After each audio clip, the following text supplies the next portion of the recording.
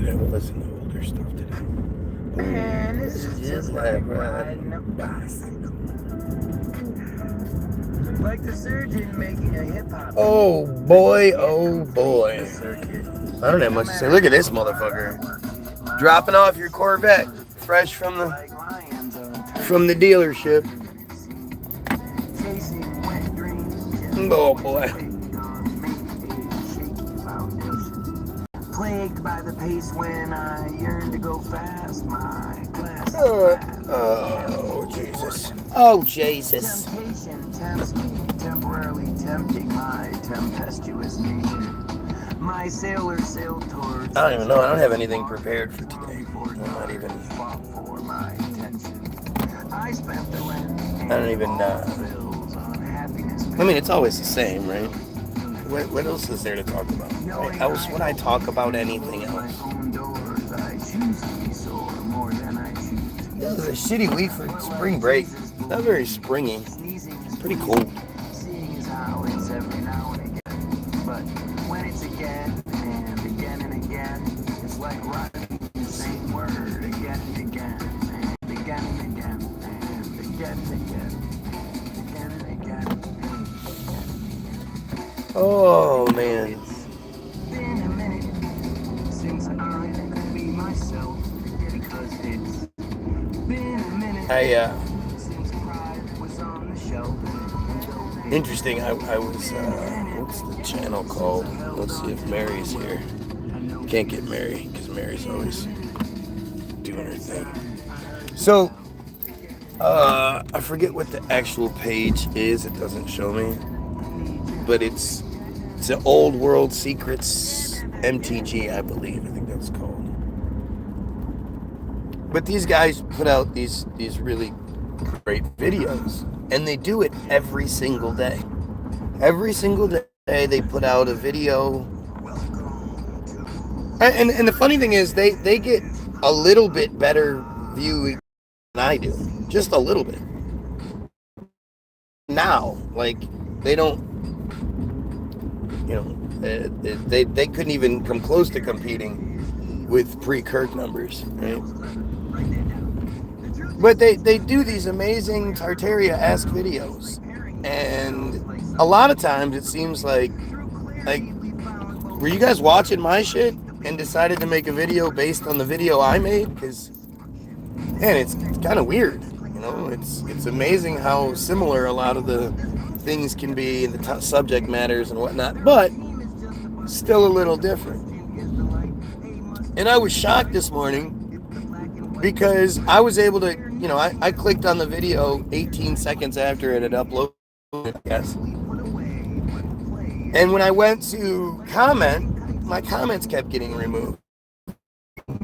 And I was like, why the fuck are my comments being removed? I even said, like, either you guys have been watching my videos, or there's a universal awakening happening and everybody seems to be focusing on the same things. Which isn't, like, you know, I'm not being a jerk. I'm not. That's actually probably what's happening. What?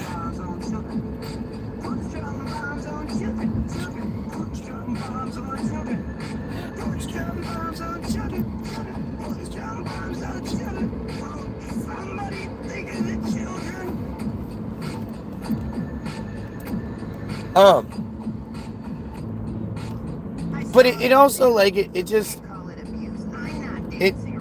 crazy because these videos are really good. Like, really good. They really, like, expose some shit. And you know, they definitely, like,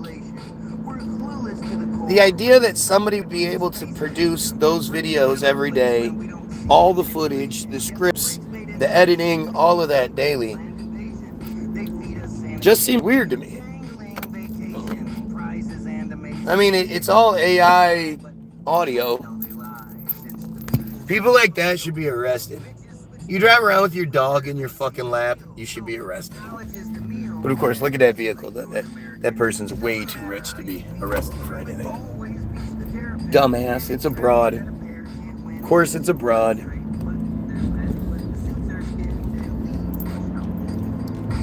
Who's dropping bombs on children?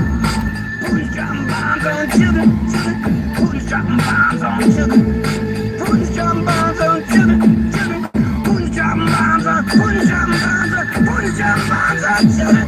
Oh, somebody think of the children. Pineapples don't grow on trees. Yes, they grow on bushes. Little, like, out of the ground kind of bushes. Not something you would expect. You would think they'd be on trees. They're strange. But hey, at least you contributed something. Good guy. Good job. And fuck is you listening to? Yeah, you wouldn't like that stuff. We used proper English, and we're not stupid. So, the fuck is you listening to? To communicate. I know, I'm crazy. You should put it should be like niggas, shoot, kill, bitches, bitches, kill, shoot, niggas, shoot, drugs, niggas. That's what I like, right? Do you have a relationship with Jesus? Fuck you and fuck Jesus. I'm not dumb enough to believe in Jesus. My bad. You have to be a pretty, not just a dumbass, but a really shitty person to believe in Jesus. That whole narrative is clearly designed to fuck your whole shit up. Like, it's not designed for you, right? But yeah, does anybody think the person that's gonna be the Jesus believer is gonna come to this feed, like, is gonna respond with intelligence? Does anybody actually think that's how this will work? The Jesus worshiper is not intelligent. Like, they're just dumb. And it's really interesting, right? What's the worst thing Jesus taught people? Obey. Jesus didn't teach anything. Jesus did not exist. Jesus is a fairy tale. So there's that part. But the idea of subservient slaves who bow down to a Jewish, I mean, it's all Jewish bullshit. It's all Jewish fairy tales to begin with. So the idea of non-Jews believing that some goofy Jew is their savior, I mean, that's ridiculous. You know, they're pedophiles. They have theirs is a genocidal pedophile cult. And anything that supports that or encourages that or anything is just trash. It's the worst possible, you know, it's as bad as it can. You're a piece of shit. You're an absolute piece of shit. Why would you say bad things about someone that believes differently than you? Because what they believe in causes children to get raped, causes the problems in this world. Yeah, your blind faith is why children get raped all the time. I mean, you're really trying, I get it. You're trying to, like, come up with something, but it's just not going to work. Why wouldn't I talk about it? Do you say the same things if somebody's talking about Islam? You're an idiot. Yup, there we go. So you don't like that I'm saying things different than you? Isn't it funny how you're literally crying about and then doing the same thing you're crying about? You're calling me names, weak, says the guy that just said, you're an idiot, because I didn't believe the same way he did. Christians never cease to amaze me in their stupidity. The part that amazes me is that they're all still so willing to do it. Like, I just don't get it, man. What about what you've been given shows you anything? Another simpleton who doesn't believe in sky control. What a jerk. The worst thing Jesus taught is obedience. LOL. Obedience to Jews. Get it right. But Jesus didn't exist. So I guess you're going to pick and choose which parts you like. You guys, the best evidence for what I'm saying is, look, I'm the vast minority here. You know, the United States is like 75% Christian or some shit. The Christianity is apparently the world's biggest religion. You guys have thousands of years supposedly worth of history. And yet every time I try talking about this stuff, you get nothing but crybabies who say shit. You're an idiot. You're dumb. I don't like what you're saying, so I'm gonna cry about it. Like, you never actually see somebody that seems to know their shit and can engage, especially when it comes to Jews. Like, they're just the worst. And it's strange too, because again, they leave normal school at a young age and go to yeshiva, where they only learn about one basic thing. You know, they learn about their thing. That's what they study over and over again. And yet they're not capable of having any sort of intelligent conversation about it.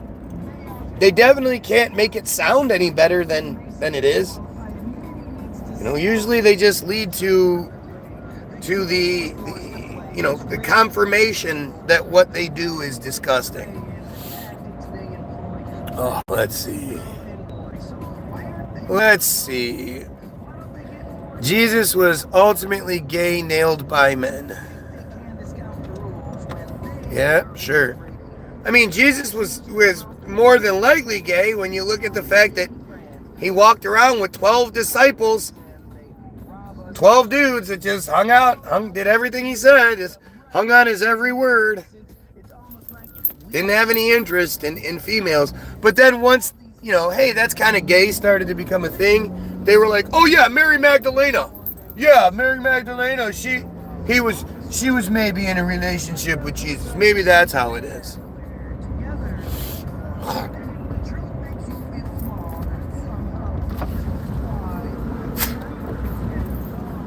You reply to comments not actually debating anyone.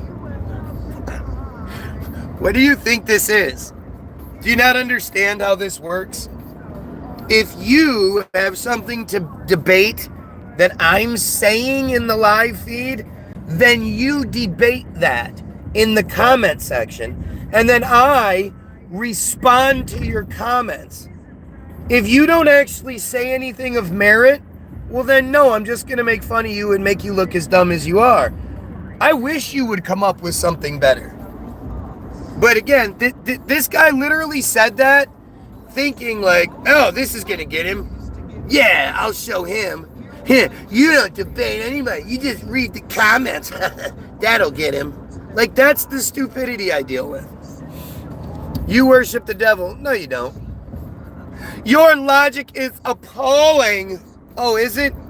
It's appalling to think we should kill pedophiles and eliminate the Jewish control scheme? Why would that be appalling? To who is that appalling?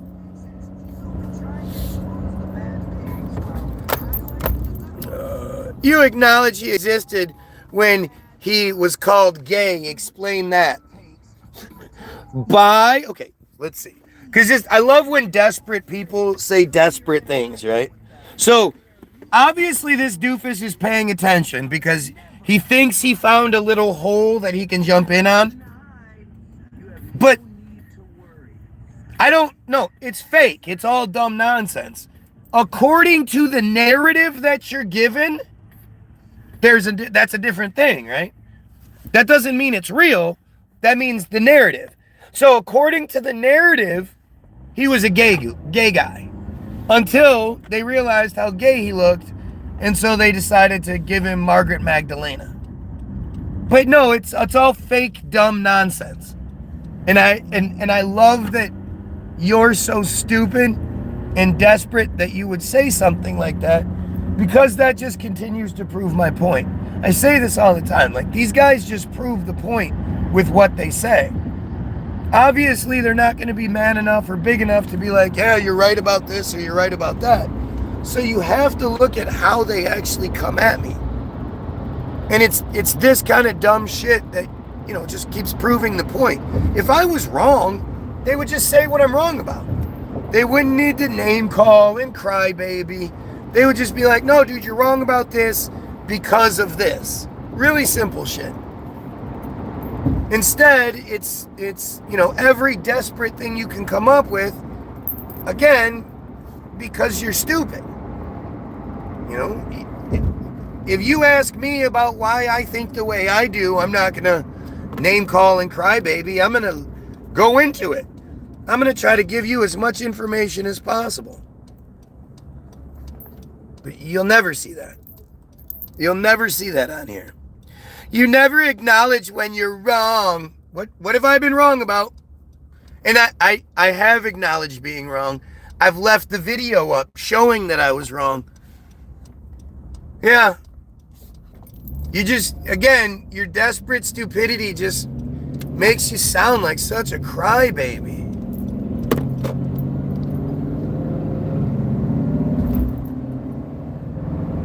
Let's see.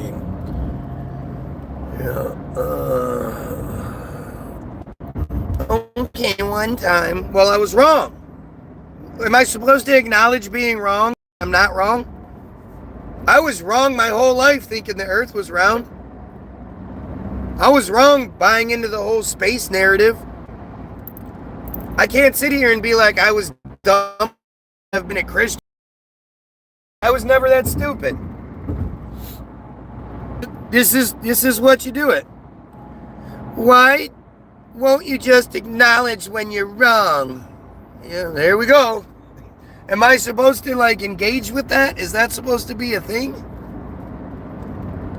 If anybody can even show me an example of somebody providing something for me to be wrong about, providing some sort of argument one way or another, I'd love to see it. Because all I see is a bunch of crybaby bullshit. You think the earth is flat? Says somebody who will probably identify as a Christian. And no, I don't think the earth is flat. But that's what you say because that works for you. I mean, it's the funny thing is how many of these people, they obviously they're not good at this yet. And so, there are the people that might happen to be stumbling across the feed. Usually, the people that get upset about the Christian stuff are the ones that are, might actually be real. But you see them say shit like, nah, you need to earn them for that. This is what they can do. This guy can't fucking argue anything at all that has to do with earth shape. This doofus knows nothing. He knows nothing about why he believes the earth is round. He knows nothing about why he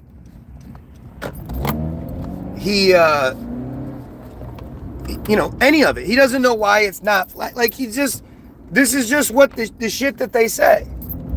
This is just embarrassing, boring shit. Most of you argue about shit that you have no idea. You might have some cursory knowledge that you might remember from high school or some shit, but you haven't looked into any of it.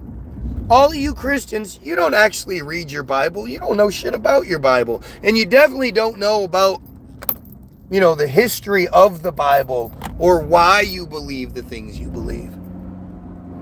It's just stupid. That ponytail makes me angry. Oh, well, there you go.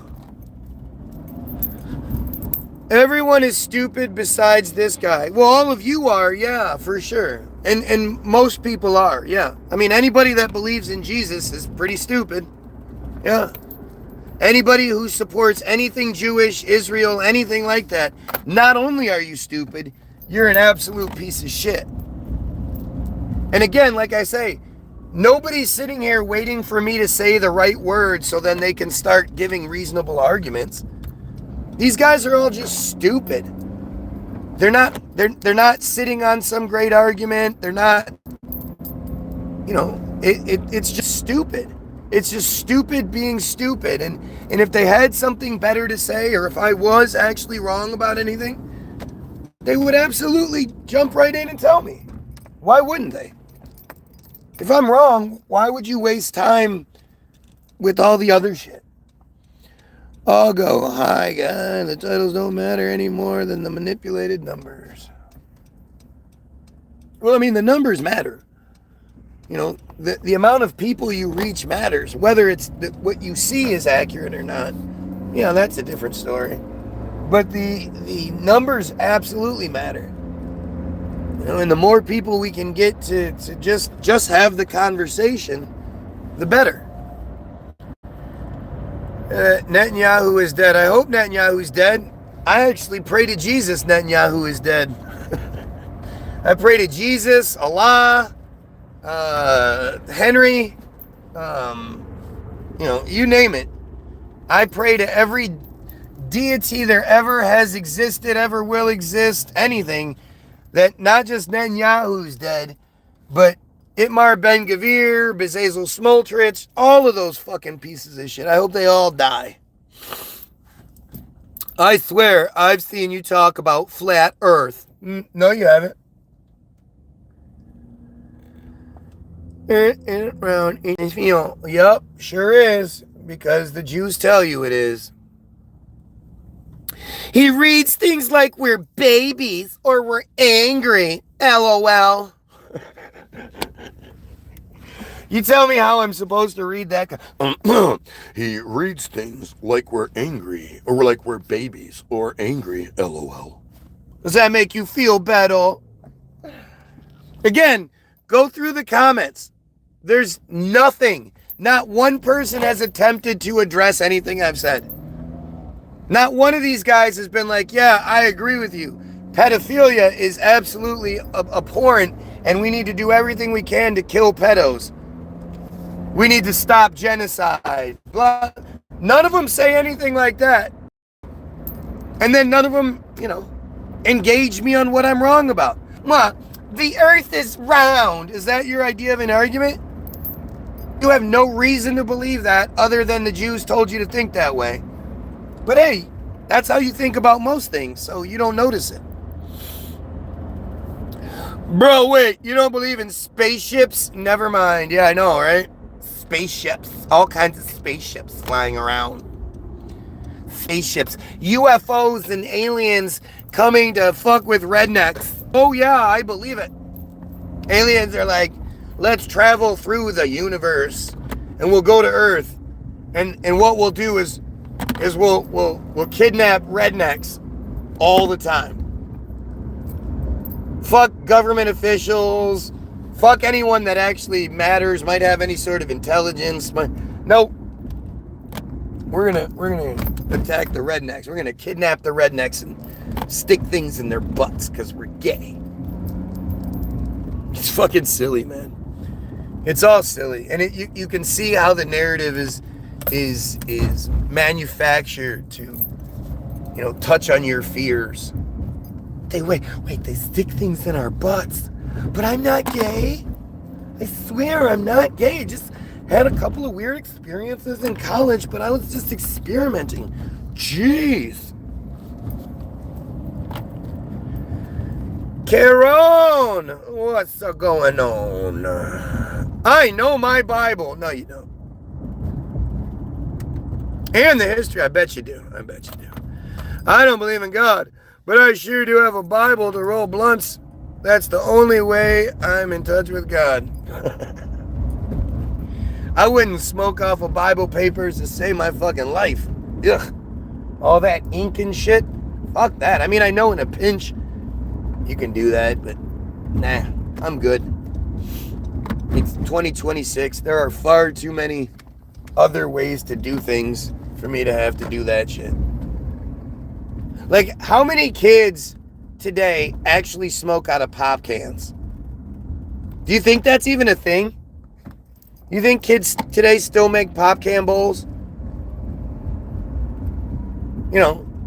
I mean, you'd literally feel your throat hurt after you smoked off of one of those things.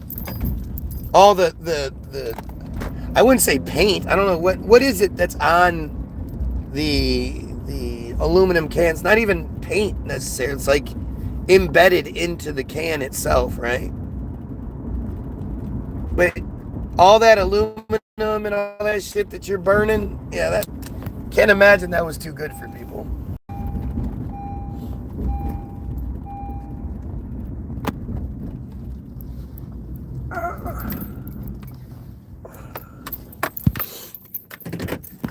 Oh shit. When the music stops. Oh.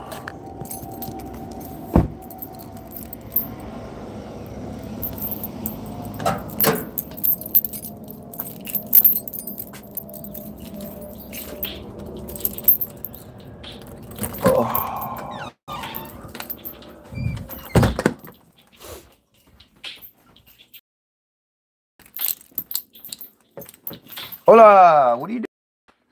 Sitting right here. Yeah, it's not even 11, so don't even start. Turn it off. Cool. Eat your food? Dude, turn this off. This is the kind of shit we keep talking about, man. No, shut it off. I don't care what else you have to do. Oh, well then that's okay then, right? Oh, Dad. Flower, telling you stories while seeing it all. Space. 10 sand, 1 pyramid. Huh? Said I need 10 sand, 1 pyramid. Which won't take long to take out. Dude, I don't care about this. You're not supposed to be doing this. Worm in a hole. Ignore the ring. Ignore the ringing. Okay. At 11, you can turn this shit back on, just like always. But, well, wait, no, it's not a game day. It does. You don't have to sit on the floor with her. Nobody said that.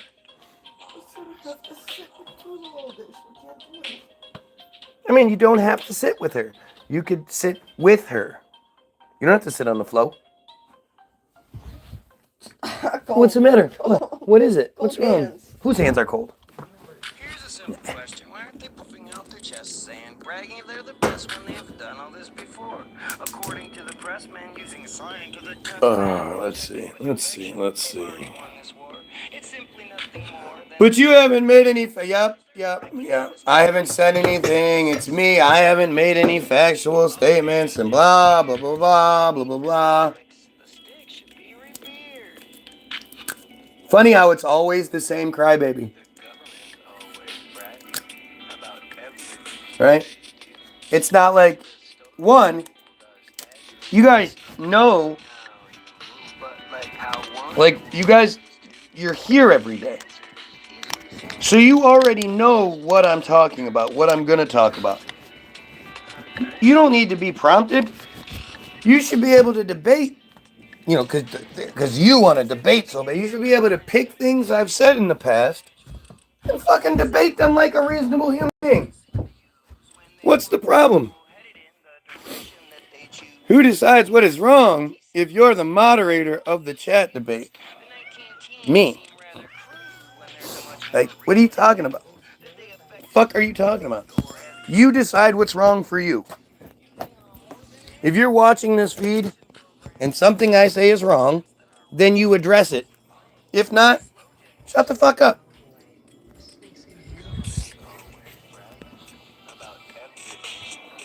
So what shape do you believe the earth is? I don't care. I don't care. When it comes to the earth shape argument, I don't bother wasting time. Like it's a fun thing to talk about certain times. It's a cool thing to look into and all that shit. But you know, you and I arguing about it is you and I, you know, arguing about what the president's favorite food is and shit, you know. We don't know. We're just told shit, and we just believe what we're told. We believe what we like. We'll be told multiple narratives, and we go, this narrative, this fits, this part of what I like, and this fits that part of what I like, so I'm going to go with it.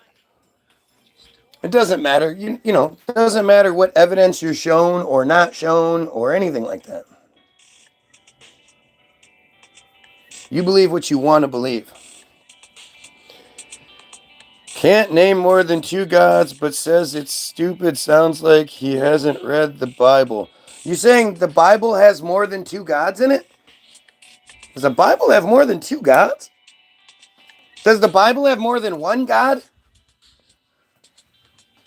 What do you like, again, this is the kind of dumb shit people say, like thinking they're smart. So I should have sat here and listed off every God that's ever existed? Then the point would have been made? Then you wouldn't be trying to find something to hide behind like a dumbass? But we are not the same. Stop forcing women's stuff on me. Force only. Look at this. Joe says you should pray to Daddy Trump. Why would you ever call another man daddy? Especially one that's not your father. But even at a certain point, like you grow up and you don't still call your dad daddy. Oh, daddy. Especially as a dude. It's one thing when women do it, but it's still kind of weird. But for a kid or for a man to be calling another man daddy? You said nothing. You haven't said anything. So when I say we should kill pedophiles and overthrow the Jews, no, that's nothing there. I have engaged with you and you ignore me. What's up, Algo? Bro, you can do a simple experiment at home to prove the earth is round with a few sticks. Yep, yeah, sure you can. Let's see you do it. Make the video then, smarty pants. All you need is a couple sticks. Simple experiments. You're sort of referring to the, what is it, the Michelson-Morley experiment, the failure? Or is that Aries failure? Which one was it? I think it's Michelson-Morley, the sticks one. It was a failure. It didn't work. But hey, stupid people say stupid things. All you gotta do is stick 2 sticks in the ground and then measure where the shadows are, and then 1 year later, you just come back and do the same thing. Simple. Even though if you're on a ball flying around, blah, blah, blah, that shouldn't exist. But again, it just doesn't matter. This is the stupid shit that people will say. Arguing, like, I'm supposed to argue with that level of stupid? Yeah, you can, no you can't. You get 2 sticks in your house and you stick them up your ass. Yeah, that's what I say. Like, you're just stupid.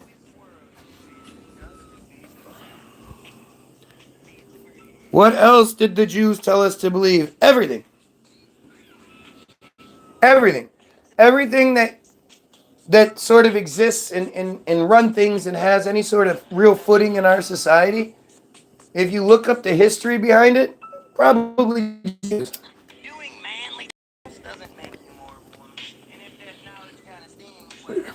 You're a fan of Hassan Piker? Well, yeah, sure, I bet. Again, why do people come up with dumb shit instead of just sticking with the conversation at hand, the topic at hand?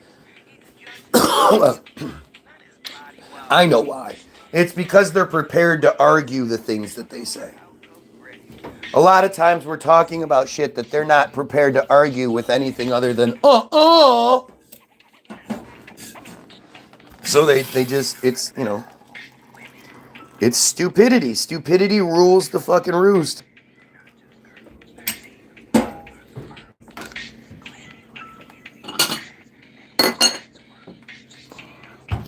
He ignores any contrary arguments, just calls everyone stupid. Yup. Somebody find a contrary argument that's been made. Galileo proved with a telescope. Oh, yeah?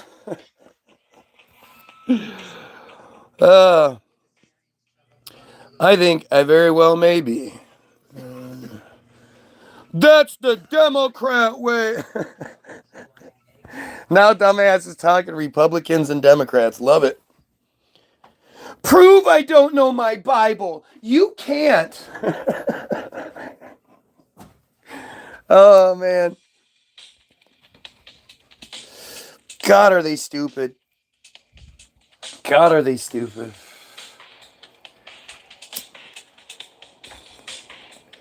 You prove you don't know your Bible.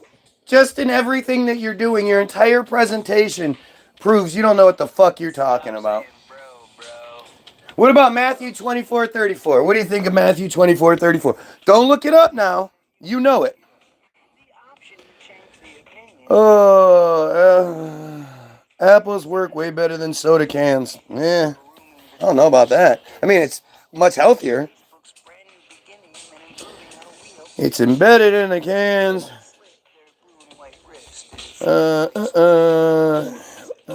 One has to be high in order to endure our special chat room names. We've been dealing with the Bowmans since 2020. Is that when they appeared, Doggo? I could have sworn it was earlier than that. No, it couldn't. It had to be way earlier than that. The first appearance of the Bowmans, of Will Bowman, that was like 17 or 18, man. It's been a lot longer than that.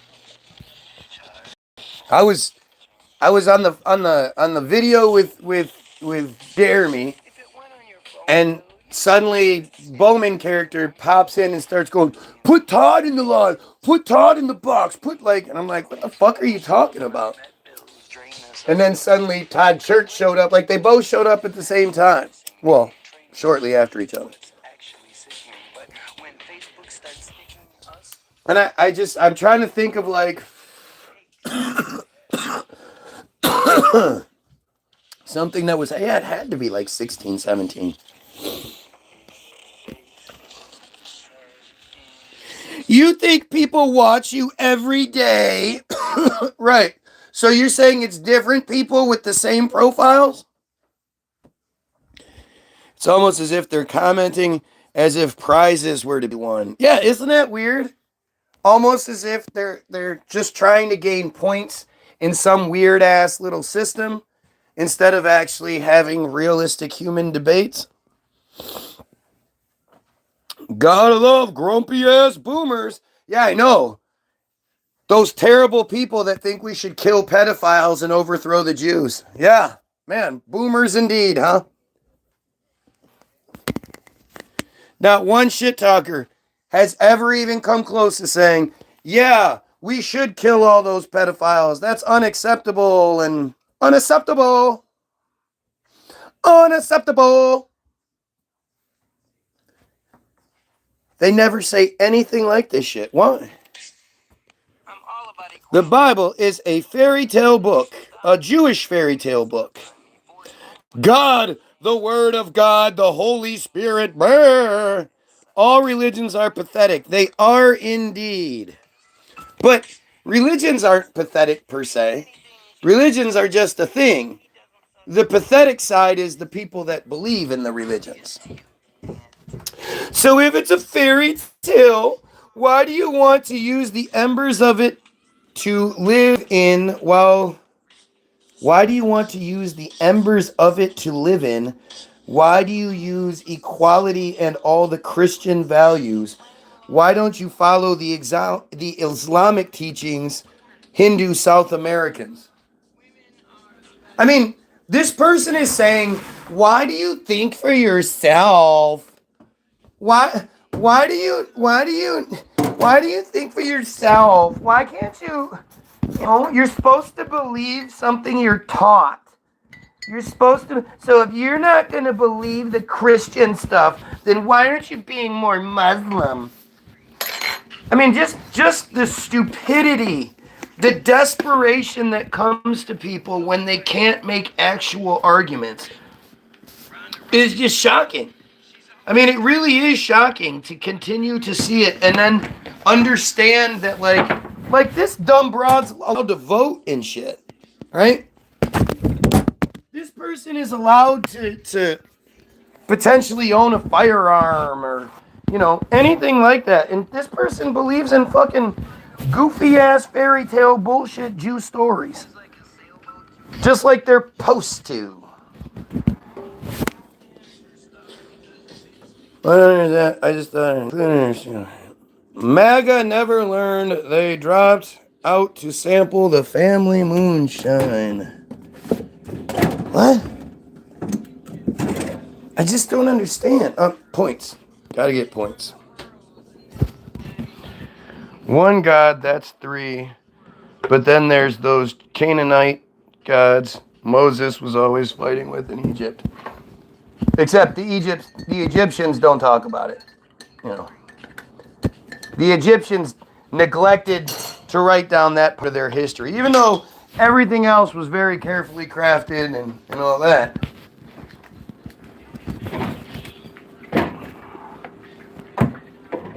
Hi, little Tula Tula. Oh, yeah, she's out here. Hi, Tula Tula. Tula Tula, good girl. She was thirsty. No, just keep an eye on her, man. I don't want to clean up pee today. Matter of fact, I won't be doing it. You will.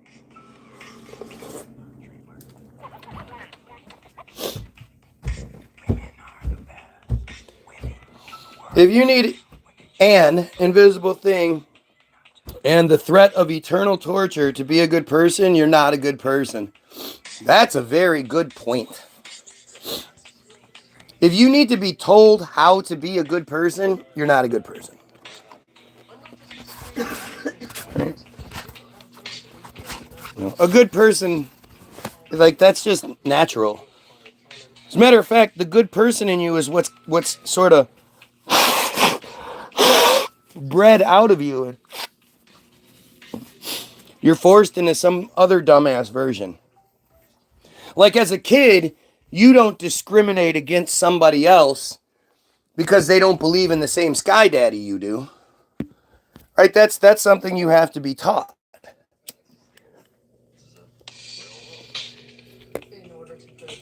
So yeah, the Bible mentions more than just one. No. There is only one God. According to the Bible, if you are talking about other gods, you're in the wrong. God is very, very childish and insecure when it comes to people believing in other things. Oh wait, we're talking about it, so that must mean we believe it's true. Here we go. Now again, this person, instead of addressing the things said in response to their last insanity, they just started with more. So let's just see this lack of punctuation bullshit. Why, when you ever try to argue about anything, do you always argue with Christian morality? What? Oh my God. Not the morality of Islam, not the morality of the Chinese, the Africans, always Christian morality. You know, because people all over the world don't have the same sort of morals. And what am I arguing with Christian morality? I'd love to hear. Like, see, this is what I mean. This person is a fucking Christian, right? This person is a full-on believer. And instead of even explaining why they believe what they believe or anything like that, they're just desperately coming up with, like, just nonsensical arguments. Desperate arguments that, you know, these are like horoscope type arguments, right? Where they could apply to anybody. It just depends on what you want to believe. Oh, look, guys, Casey the pedo's here. Casey likes fucking with children. It does not take a God to understand that if one gets hit, it hurts. True. Believe in our right to hoard shekels. No thanks. Oh, now that makes sense. Here we go. And you guys wonder why I just assume it's all dumb Jews being assigned to this feed. So I think there's a lot of you that kind of won't understand that part. So let me enlighten a bit.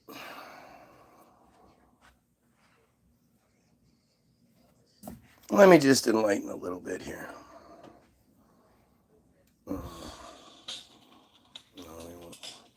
Go to the next playlist on this one because this one's almost over. So go to the next one.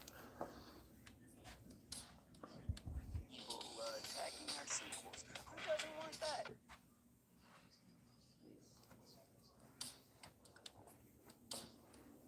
And unmasking our people. How we fight back. Oops.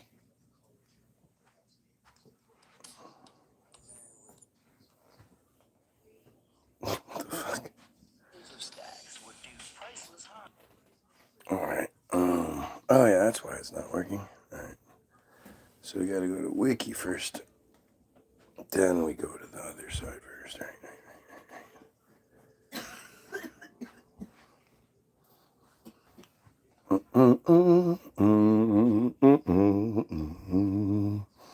La da da, la da da, la da da. All right. So you wonder who some of these fake profiles are, and what motivates people. And let me explain it to you, because if I ask, the Mr. Dumb Jew why he's here, he's not going to be honest with you. None of these pieces of shit are honest. It doesn't even make sense why they would be here.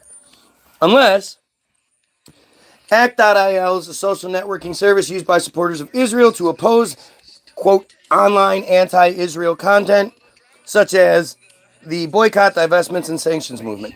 Its activities were referred to as, quote, an online propaganda campaign and, quote, a virtual situation room of pro-Israel experts. Pay attention. Act.il directed its users, 40,000 plus users, to, quote, missions to like, comment on, and share pro-Israel material on social media. It also asks users to flag, report, and respond to criticisms of Israel. Users were guided how to respond, which might entail writing a reply using the provided talking points. Right? Same fucking arguments every time, same dumb shit. Not one of them seems capable of actually making their shit sound good. Ever notice it? Not one of them comes through and makes you go, oh wow, those Jews are really great. We should continue to fund their existence. Right? The app also provided users with ready-made memes to provide with ready-made memes promoting Israel's perspective for them to share. By completing missions, users earned points, unlocked badges, and had their scores displayed on leaderboards. Unlocked points, or earned points, unlocked badges. Badges are prizes. TVs, trips to Israel, new houses, whatever. They can turn their points in and get a tangible reward for doing so. Do you guys understand? Like, this is the system we're up against. And this isn't my shit. This is the completely locked up Wikipedia page. Nobody can even edit this bullshit. According to Plus 972, another really high-level Israeli propaganda machine,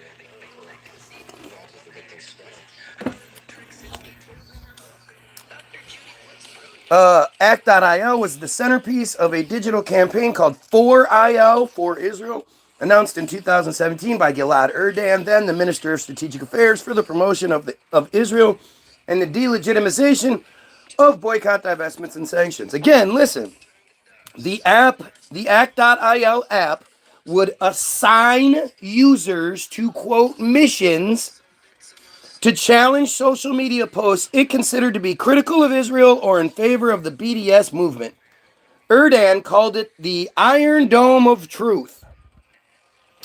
Act.io is a joint project of the private Israeli university IDC Herzliya and the US-based Israeli American Council. The Maccabee Task Force, one of Sheldon Adelson's foundations, is a major funder of ACT.IL. The organization behind ACT.IL is staffed by former intelligence officers and has a collegial relationship with the Israeli intelligence community. It had a close relationship with the Israel's Minister of Strategic Affairs, which combats the BDS movement, which it views as a threat. This used to be the last paragraph on this Wikipedia page until about a month ago. Used to say, according to Mendeweiss, an email sent in March 2022 to the app's users announced that the app will be shut down, but the users should continue to interact with ACT.IL's contents on its other social media platforms. 4 or 5 weeks ago, they added the application was relaunched in early 2026 under the name Rise App, RISE, capital APP, all one word, with the former ACT.IL owners partnering with Reichman University for the release and also transferring the former 40,000 plus ACT.IL user base to the new service. So you understand that's who the majority of these commenters are. I used to lean more heavily towards them being Team Jorge bots,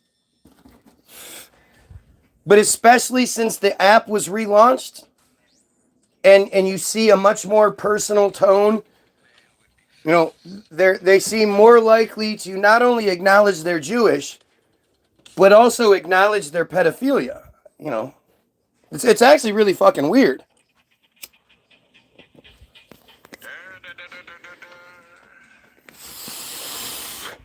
We're fully aware of the curse of the Nazarene blessings on the heretics, and we are fully aware of what you say about Jesus and Babylon Talmudian, our Jewish friend.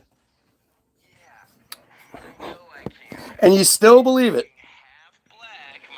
Religion is the main factor for all of our problems. No, not just religion. Judaism. Judaism is the main cause. You've just been so programmed that you know it's Judaism. You're just, you know, you're not supposed to say it. We're supposed to say shit like religion. You know? Definitely you can say it's the Muslims. The Muslims did it. Just everybody will laugh at you. Nobody thinks the Muslims actually control anything. Here, there's a sphere. You can see the curvature from an average plane. No, you can't. No, you really can't. The windows are specifically curved because they have to be. It keeps them from exploding. But I got a picture from one of my buddies one time. Out of the blue, he sends me a picture. And he's like, holy shit, I just noticed. Out the window on the runway, he could see the lines on the ground at the edges of the windows suddenly curved. Because the window was curved.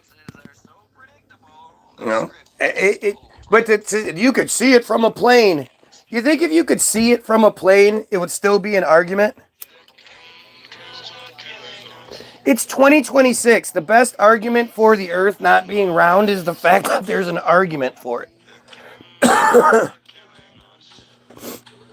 That there is no definitive proof that they show us that stands up to scrutiny and proves the Earth is round. It's just funny how this is, but this person is determined. This person is determined to get the conversation to get away from Judaism, away from the religious control. And let's talk about something nobody can prove. Okay?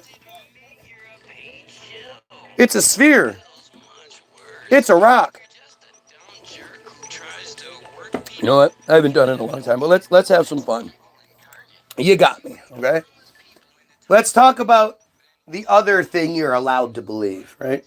Because you're allowed to believe that God made everything and God, you know, blah, blah. You're allowed to think that bullshit. And then the other one you're encouraged to think is the science side of things, the Big Bang Theory. And what you have is that everything you could possibly, look out your window, go up in a plane, you know, whatever it is, everything you can see, including everything you can't see, which is the other, according to the narrative, like 99.999% that you can't see. It was all condensed down into something that was smaller than a match head because of gravity, that magical force, that magical gravity force pulled everything into this singularity. Now, just like you're not supposed to ask when it comes to God, well, what happened before God? Was it like a big empty warehouse? And then God just sort of appeared and started decorating?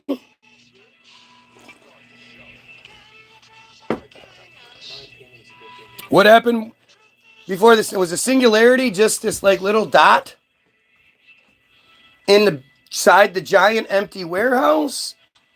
Or did the singularity also create the warehouse itself? Like, these are those critical questions that you're just not supposed to ask.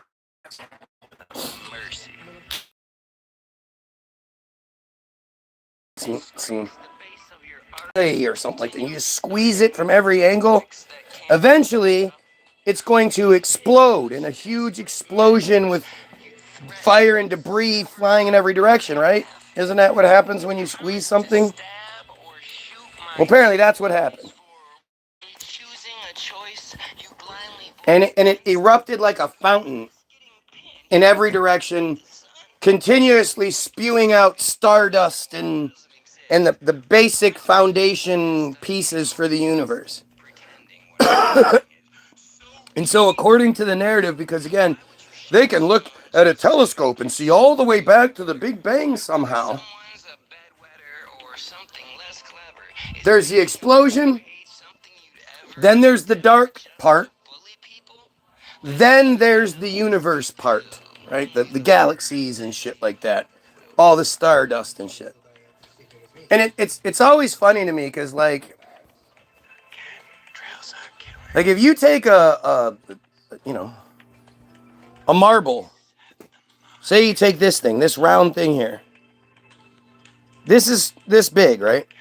If you expand it out to the size of the house, well, those pieces that were right next to each other in the small thing, by the time they get out to the size of the house, they're not close together anymore. And every time they go further up, they get further away from each other. Right?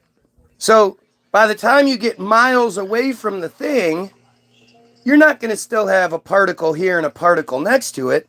Those particles are going to be significantly far apart. But because gravity is that magical thing, instead of crushing everything back into a little singularity, gravity decides it's going to have all these individual pockets all over the place. All these little gravity pockets. All throughout the debris. And the debris is shooting through space at millions of miles per hour. And among that debris are these gravity pockets. Now, the gravity pockets are these swirlies, right? And so they swirl and they swirl and they pull everything in. They pull all the little debris and star bits in on themselves. You get these whirlpools that start sucking in all the stardust, all the ejection material. And once they get to the center of the swirl, they start to clump. And they start clumping together and boom, boom, boom, forming these clumps. Eventually, the clump gets to a desired size, not in a universal size. It's not like it's a specific size and then things happen. Nope. Could be any size, because according to the system, our sun is just a really small star compared to stars like Betelgeuse. You know, Betelgeuse is so big, you can't even see our sun next to it. Right? That's what they tell us. So all these clumps, they form all these different sizes. And then at some point, they just sort of light themselves on perpetual eternal fire. Like plasma.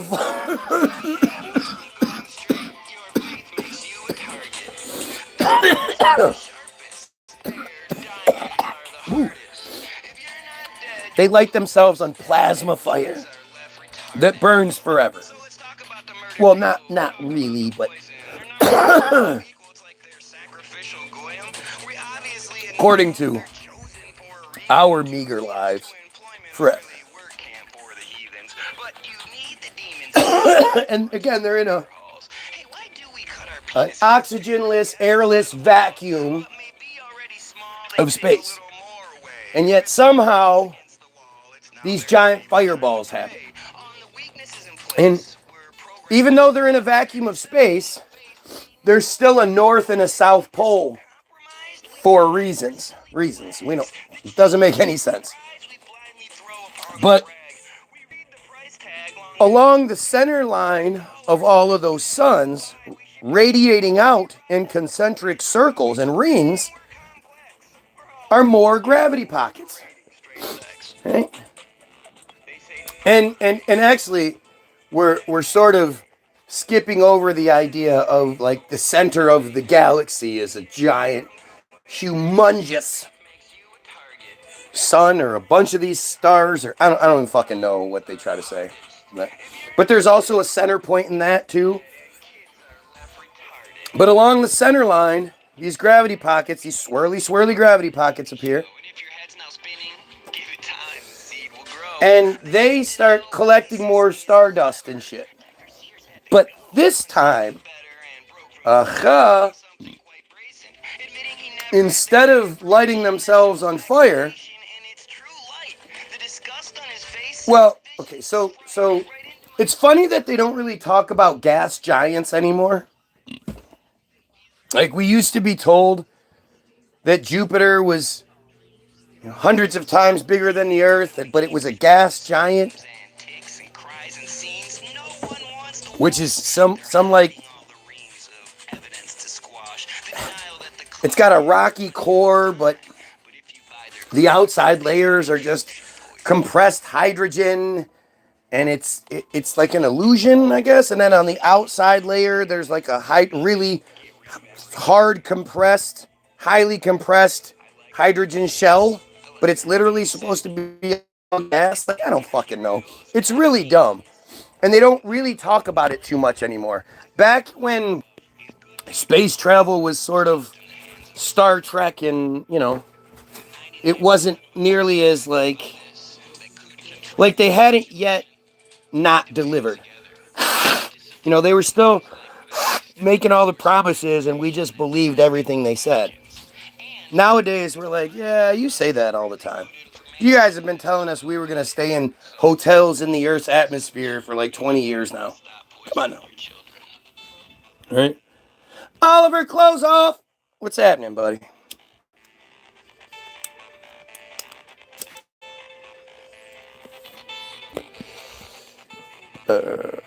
Carrot said, oh, you're not blocked. So in cases like the Earth, instead of, again, lighting itself on fire, what it does is the inside, the core on the inside, that lights itself on fire. And it turns into this liquid fire magma core that then there are the jello mold layers on that go out. Again, we can only dig 8 miles down, but we know what the jello mold looks like. And then on the outside layer, well, and planets that are in the subniveous zone, that special zone where life can exist, because again, they just make shit up. Like they just because it's supposedly how it works on Earth is the way it's got to work everywhere. It's just stupid. But this planet in particular, the outside layer becomes covered in water somehow. 70% water. The land sticking out, ice caps and shit. And what we're told is like the most reasonable scientific theory is that a single-celled organism was catching a ride on one of the frozen ice comets that zoom through our galaxy. These ice comets, comets and shit like that, and it's funny how you don't realize how stupid it is until you realize how stupid it is. Like, quick side break. If I have like a weight, right? If I have a round weight and say that weight is 10 pounds, right? And I'm going to stand in a circle and I'm going to swing it like this. The string that's there connecting the ball, it has to be so strong to maintain that ball keeping attached. And if it wasn't, as soon as that the strain becomes too big, the ball goes flying off. You're going to need a thicker string the bigger the fucking the weight is. So the 10-pound weight isn't going to require, it's going to require a lot less strength holding it in its orbit than say a 100-pound weight would, right? So by that logic, if it's the sun's gravity that holds the planets in their positions, Jupiter, Saturn, whatnot, these are going to require more gravity to hold them in their place further out than the Earth would require to keep it in its place. Meaning, the amount of gravity being exerted onto Jupiter should pull all the other shit inside into the sun. You would need more pull to hold Jupiter than you would the Earth. Do you understand how simple that is and how stupid it is? Go ahead, ask your teacher about that one. Their fucking head will explode, right? But so they believe that and then you have things like comets, Halley's Comet and shit. It's gone for 75 years and then it comes back. How does a little tiny rock get locked into an orbit around the sun that takes it way further out than anything else? And it's in some elliptical bullshit and this, that, and the other. It doesn't make any sense. How would these little rocks get locked into a fucking orbit around the sun that takes... Some comets come around every 300 years and some shit. Somehow people know that.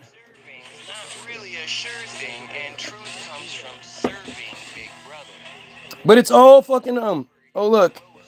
We have dumb friars here.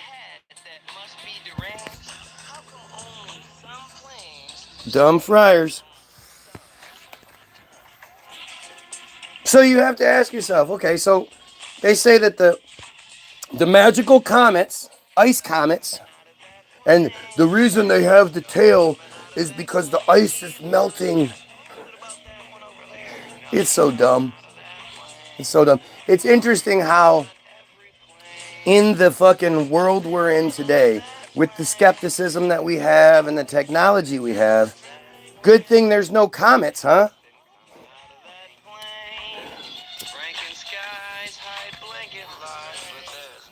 But they say that a single-celled organism survived the trip through space and then crashed into the Earth on one of the multiple meteor strikes that hit the Earth. And so, after so long, you know, that single-celled organism somehow survives the crash, the impact, the foreign environment, all of it. And after time, that single-celled organism multiplies into a double-celled organism, which multiplies into a quadruple-celled, and so on and so on. And then it over time, they don't really like to give us this sort of time frame, but eventually it turned into every single fucking creature in the ocean. All sorts of fish and turtles and dinosaurs and shit, all kinds of shit supposedly in the ocean. Until one day, another or one of those sea creatures was looking up, at the air, look like if we were standing at the edge of an ocean, and they're just looking up and they're like, hey, you know what? I think I can do it. And so they hop on out of the water, they go on land, and they can suddenly breathe. Like I said, that'd be like one of us being able to suddenly breathe water. But that's what we're told happened. Now, mind you, this is science, right? The craziest part, I hate this acknowledgement, but the whole Big Bang science narrative is dumber and makes less sense than the religious narrative. Oh, I hate it. I hate saying shit like that, but it's true. This Big Bang narrative is just stupid as shit, right? So not just one fish, but it had to be two fish. It had to be a male and a female fish. Just decide to hop on out of the fucking water and start living on land and making babies that over millennia turn into every fucking land creature there is. How did we get the trees and the flowers and the grass and all that? I don't. Is that a result of that same single-celled organism that crashed into the earth? I don't know. We don't talk too much about that shit. Where all the plant life came from, where all the bugs came from, what made the bugs? But for now, we get another couple 300 million plus years. You get the dinosaurs, big giant fucking monsters, really cool monster lizards, huge. Some of them as big as multiple school buses, and yada. They say that the elephant is the biggest land animal today because if you got too much bigger, the body wouldn't be able to sustain it. The contents of the stomach would rip through the stomach, and the legs wouldn't be able to handle the weight. But apparently brontosauruses were so fucking huge, Fred Flintstone could slide down that motherfucker's neck, and woohoo! They were used as bulldozers and shit, right? But now you have the dinosaurs that exist for such a long time until dun dun dun, another rock decides to fall out of the sky. But this rock doesn't bring the life. This rock brings the death. Oh, and it creates a huge explosion, the toxic environment, and then eventually it blots out the sun with the clouds, and we get ice ball Earth for a few millennia. It's not like it happens for like 6 months. It's a few millennia. So to suggest that anything could have survived that is pretty fucking stupid. I don't care what kind of land mammals you have. Everything would have died in that situation. All of the trees, everything would have died if the Earth was an ice ball for millennia. But eventually the ice melts, and I guess we start again, and now there's some fish looking to come out of the water again, and they come out of the water, and this time they're like, hey, those dinosaurs were super successful and lived for hundreds of millions of years and ruled the earth. They were awesome. Their bones, they died, and then their bones turned into fucking crude oil somehow.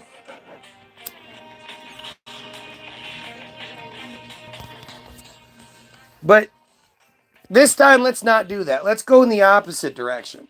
This time, we'll make the lizards really super small. And then we'll make a completely different blood type. These will be mammals. These will be warm-blooded mammals.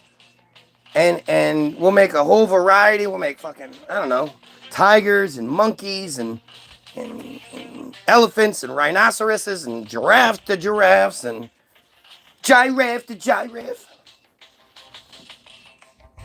And, you know, all that should happen. And then over millennia, everything just sort of existed until one day the chimpanzees, not the tigers, not even the regular monkeys, the chimpanzees evolve into humans. We don't actually know how that, there's no proof of it anywhere. The missing link doesn't exist. Scientists still trying to find the missing link.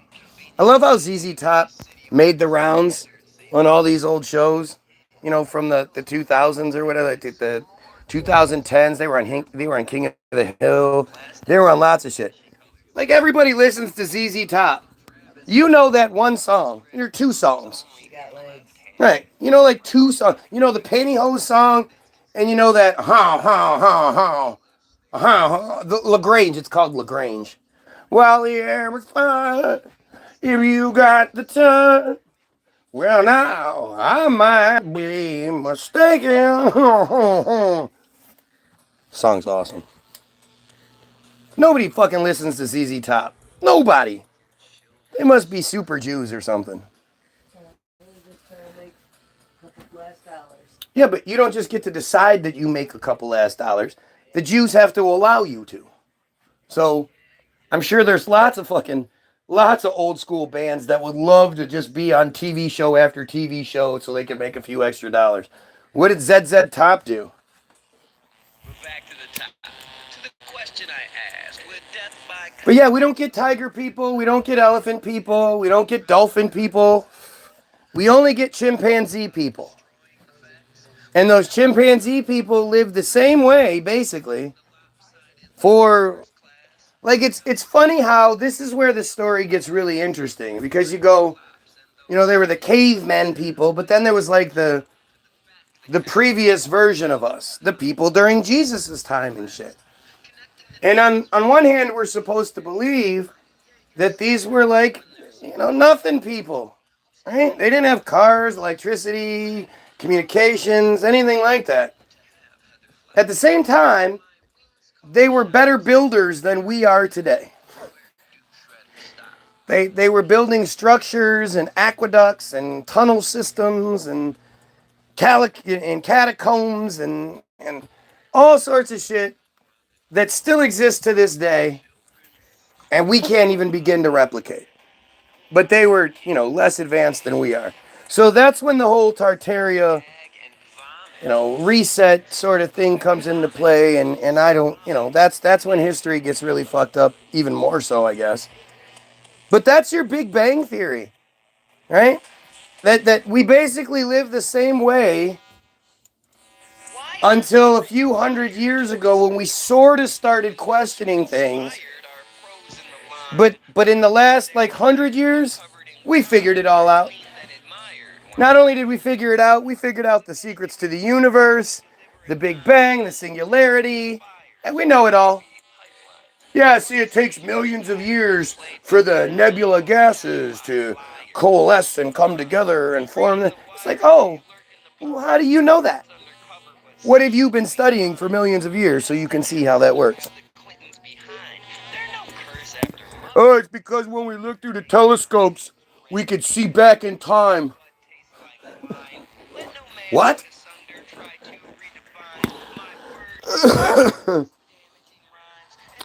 I do believe, apart from softies, that life is firm.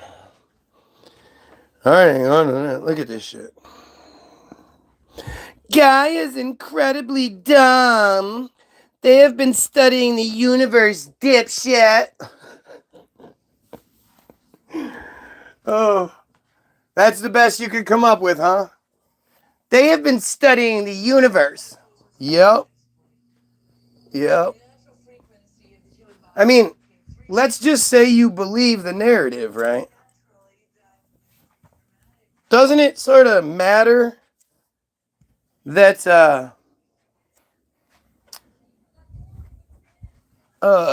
that we've only been able to theoretically go there, leave the planet for like 80 years or so, 60, 80 years. I mean, I'm not sure what they claim the first years of actual Sputnik bullshit. I can't remember that off the top of my head, sorry. But basically, you know, through janky like if you saw Galileo's telescope, you'd laugh. You wouldn't even be able to distinguish anything. You'd be like, this isn't any good. This looks like shit.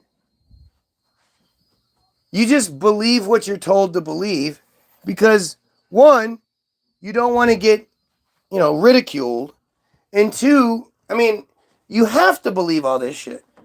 If you want to get the good grades, if you want to get your paycheck as a child, right? It's all about that paycheck.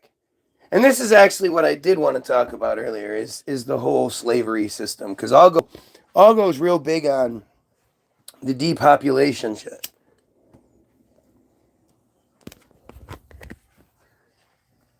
That they're trying to depopulate us. And I don't believe that. So wings wouldn't be an evolutionary positive?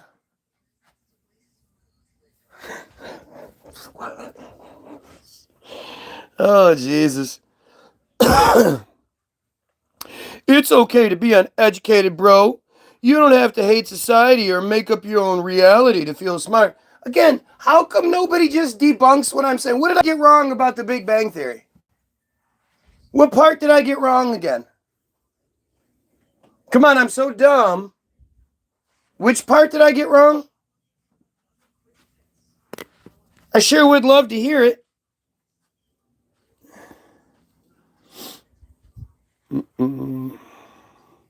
You've gotten everything you've said wrong, LOL. So the Big Bang isn't about a singularity, and then the Big Bang and the explosions, and then the stars, and that's not how it happened. How does it happen then? What part? Science doesn't say that life probably started on this planet because a single-celled organism survived? But if God meant us to fly, he'd have paid the airfare. Wah, wah. No, of course we're supposed to fly. That's technology. That's advancement. Who knows? We probably can fly. We just don't know it.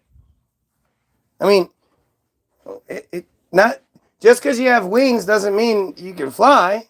And sometimes you have wings and you shouldn't be able to fly. According to science, who knows everything, bees shouldn't be able to fly. But bees don't give a fuck, and they do it anyway. A singularity is entirely something different. Are you stupid? What do you think they call the pre-Big Bang dot? What do you think that's called? Like, do you guys see how desperately stupid this person is? This is where it's always interesting, because you get these dumbasses who try to come in here and say shit, but they don't know anything else. They don't know another option. They don't even know the option they believe. Like I say, most of you Christians don't even know your Bible. If I ask you why you're a Christian, what is the reason why you 100% without a shadow of a doubt say, this is the right version, this version of Christianity, Lutheran, Pentecostal, Baptist, whatever, that one's right. And not only are Islam and Judaism and Hindus and Buddhists and the African shit you've never heard of and Judaism and not only are they all wrong, but even the other sects of Christianity are wrong. So how do you know that? What have you seen? What has been provided to you as far as proof goes? And they don't know shit. They have no idea.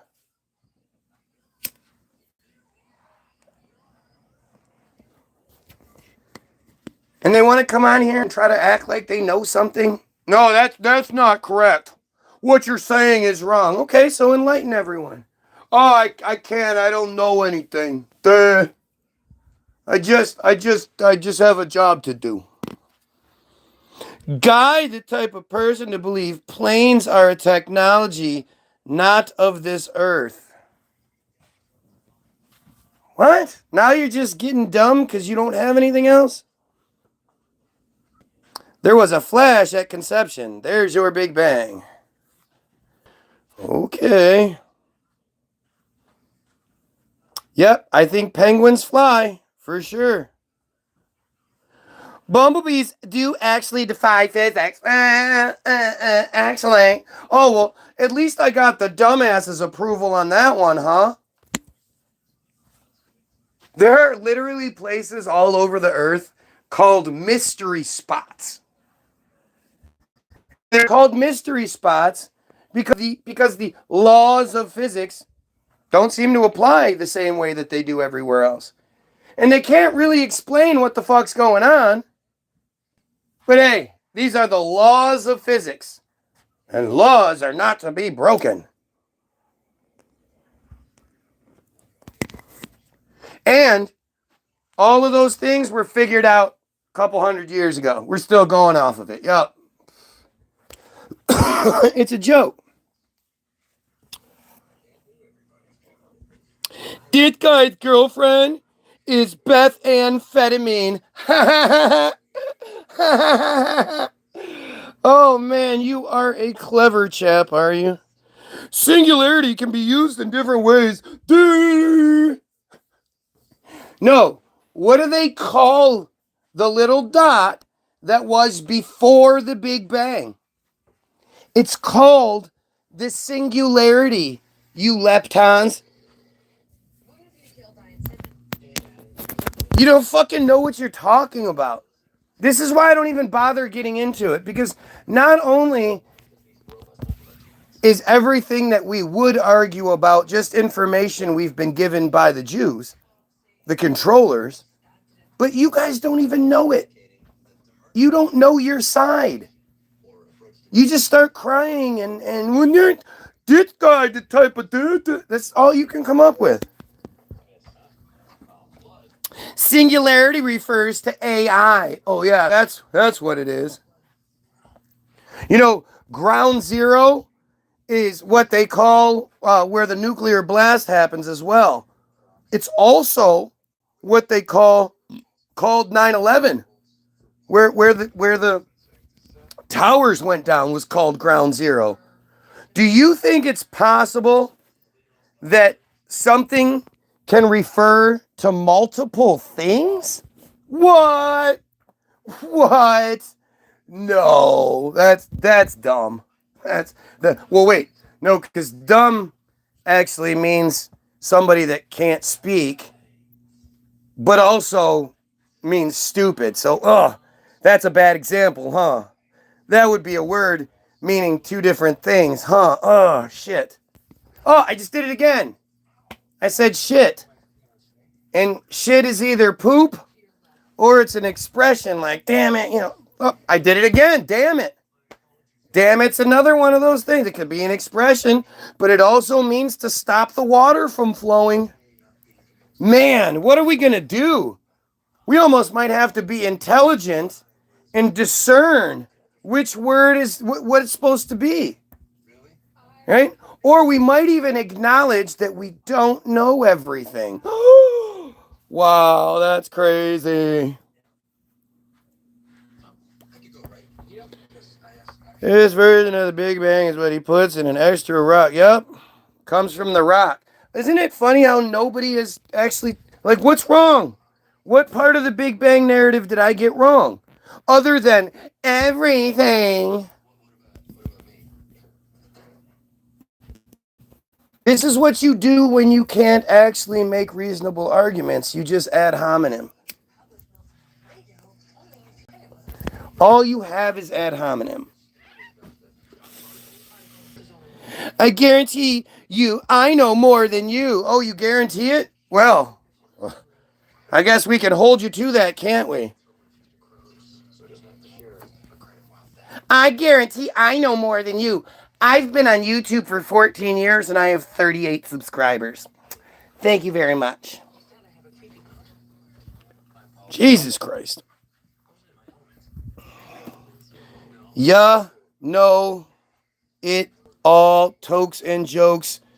YOUR a walking brain. Oh, planes are less than 150 years old, so we didn't evolve wings over billions of years so we could create planes. Oh my God. And programmed way beyond the deprogramming we think we've done. For sure. No, guy, I'm calling you dumb. I'm calling you incredibly dumb. Right. Because that's what you do. You can't actually make any argument. And you're just some arrogant piece of shit who thinks people should hear what you have to say. But again, you don't have anything good to say. You're probably a Jew. You have very Jewy tendencies about you.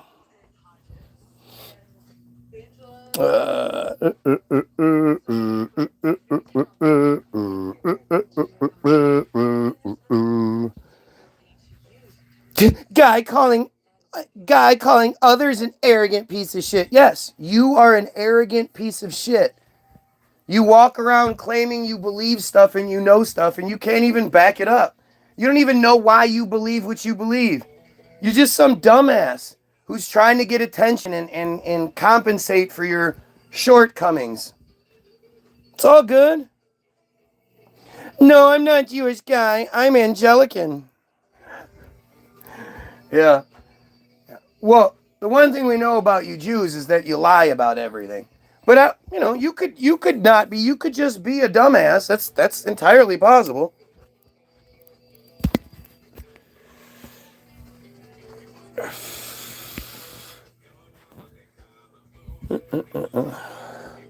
Projection and anti-Semitism. Yep. So remember when I read you the act.il thing? Projection, you're projecting is one of their things. They don't actually deny anything that you're saying. They just say, you're projecting. And then anti-Semitism is one of the biggest fucking jokes ever played on us, right? Anti-Semitism is straight up bullshit. So here, let me show you guys something. I don't normally go to this length to prove something, but I want you guys to see it just so there's no funny business. Go into the Google machine, put in Semitism definition, pull up the Merriam-Webster. We all agree Merriam-Webster is that thing, right? Merriam-Webster.com. Semitism. We're on the Semitism page. Semitism. Right? Semitism. Semitism. Got it? Number 1A, Semitic characters or qualities. Number 1B, a characteristic feature of a Semitic language occurring in another language. Number 2, policy or predisposition favorable to Jews. Policy or predisposition favorable to Jews. Semitism. Semitism. Policy and predisposition favorable to anyone is supremacy. When you demand that not only is the policy, the rules and regulations that you govern with your APAC policy conference every year, that the thing that more government officials attend that APAC policy conference than anything other than the State of the Union address, which they're required to be there. There's no other government thing, event, vote, whatever, that brings that many, Republicans and Democrats together in harmony. Nothing else even comes close outside of the thing they're supposed to be at. They decide policy. APAC Policy Conference in 2016, while campaigning, both Hillary and the dump took a week off and went to the APEC policy conference where neither one said anything bad about the other one, and both of them pledged their allegiance to Israel. Never mind. Doesn't really matter. Doesn't, don't think about that too much, right? That's a little too obvious. But policy is the rules and regulations. Predisposition is something way different, right? Predisposition is if your mom's family all has cancer, then you could live the best life possible. You could eat all the organic food and not smoke, not drink, not do anything. And you're still fucked because you have a predisposition to cancer. It's genetic programming. So the word Semitism means policy and predisposition. Is it or policy or predisposition favorable to Jews? The rules and regulations and the genetic programming is favorable to Jews. And there is no other word for anyone else that's even close to that. There's no, Habibitism or some shit that's like, well, Arabs get all the rules and regulations and the policies and shit for them, right? Nothing even comes close. It's why when they cry, they don't say, oh, he's being anti-Jewish, because they don't care if you're anti-Jewish. You're not supposed to be Jewish. You're supposed to be a Goyim Christian. If you must, then I guess you got to be a Muslim. As long as you're one of the three Abrahamics, then they don't care. But they want you to be a Christian because Christians are pre-programmed with this predisposition that the people, the bad guys of the Bible, because Satan barely appears in the Bible, the bad guys in the Bible, the people that killed Jesus, your superhero and your Christian God's only begotten child, those people, God's favorite chosen people. People that believe, Jesus and Mary are boiling in vats of semen and feces, cauldrons of semen and feces down in hell, and they hate you. They believe that when the Messiah does actually arrive, then he'll make sure that each one of them has 2,800 of us as slaves. And it's not an actual figurative thing, because there's no way anyone, let alone some goofy little chosen prick, could control 2,800 people. It's a figurative thing, in that it basically takes 2,800 of us living, working, producing, doing whatever we can do, buying, all of it, to ensure that they have the life they want to live. So it's 2,800 slaves per them to provide them with the life they require. So it's more of just a belief than anything else, right? And so, they have you believing that you shouldn't, that anti-Semitism is basically the worst thing in the world. Like, racism is one thing, right? But we don't make a task force to combat racism. They're not crushing free speech in colleges and universities and literally trying to make it illegal to say bad things about black people, about Asians, about anyone other than the Jews. The Jews are the only ones that get that protection like that Semitism, that policy and predisposition favorable to them. And so that's why they always refer to it as anti-Semitism, because anything you do that isn't specifically geared towards their benefit, they see as a threat. That is anti their supremacy.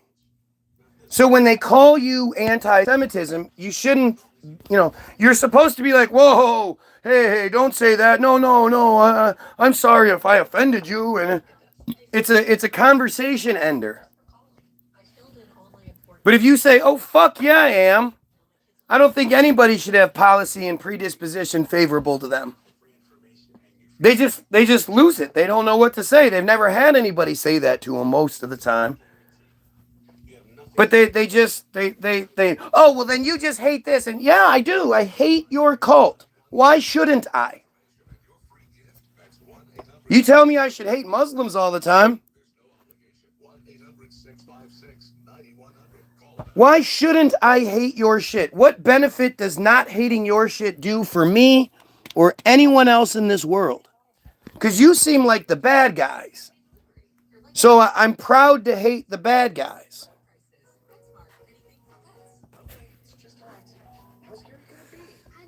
And yet again, that's why you never like, or you might hear that somebody was making anti-Jewish and anti-Semitism statements. Like they'll include both, but they never just refer to anybody as he's anti-Jewish. They always say that's anti-Semitic, that's anti-Semitism. And anti-Semitic and anti-Semitism are two completely different words. Semitic are the people of that region. Black, white, brown, whatever. You know, the people that have lived there. The Palestinians are Semitic. Oh, this ugly, nasty bitch. I can't stand her. Chewing up her food. Like, it's interesting, all the weird shit that came out about her. That not having the, oh, she's Jewish and they're really weird mindset just made it look like, wow, that's weird shit. Why does she do that? But now that you look at it from that perspective, she's Jewish. They're fucking gross and weird. Like, her shit makes a lot more sense now. You shouldn't hate anyone, really. Oh, really? How can you possibly have a good relationship with love if you don't have a good, balanced relationship with your hate? Please tell me why I shouldn't hate pedophiles. I would love to hear why I shouldn't hate pedophiles. Please tell me why I shouldn't hate genocide. Is it too strong a word? Guess who's back after being booted?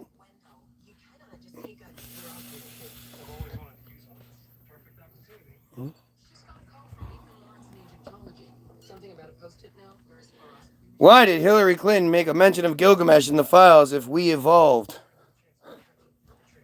What? What?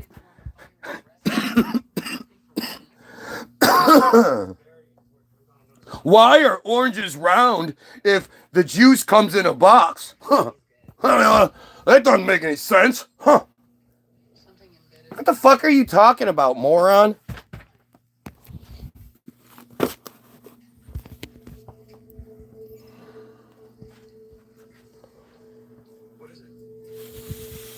Semitism is the plural of Semitic, like Catholic and Catholicism. You should try to understand basic English. Oh, right. Because, you know, Merriam-Webster is not basic English. We don't all agree that Webster's dictionary they're not the word people or anything. Yeah, this isn't basic. It's literally only it's only two definitions. 1A, 1B, and 2. But hell, I'm making it up, guys. I don't understand basic English. You have to love the person that's so arrogant. They're like, no, I know more than Webster's does. I'm a random fake profile. Israel sent me here. Or do you think that's really John Cena?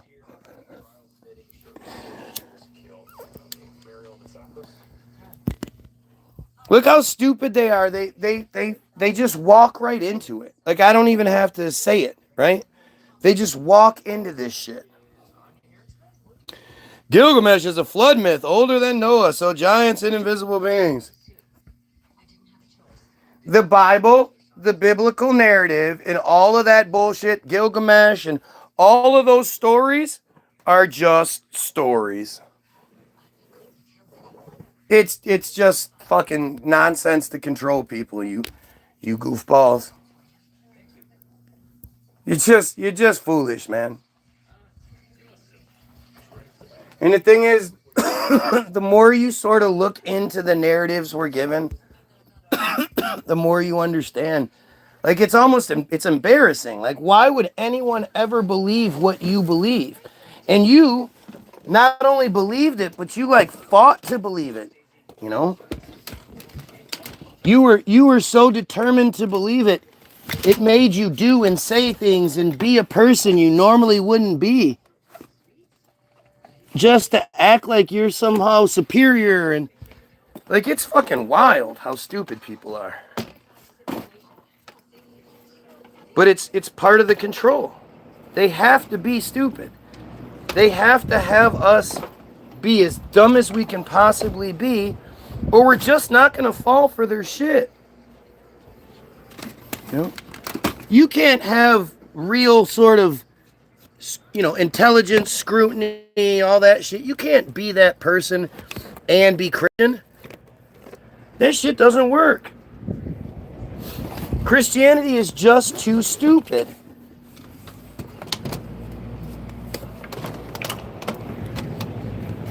But this is the part of the conversation that,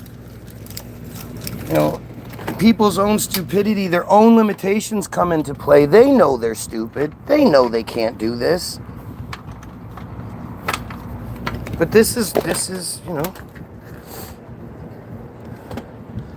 whatever I'm doing is fucking with them. It's shaking their foundation so much that they feel like they have to say something. It just comes out in this stupidity.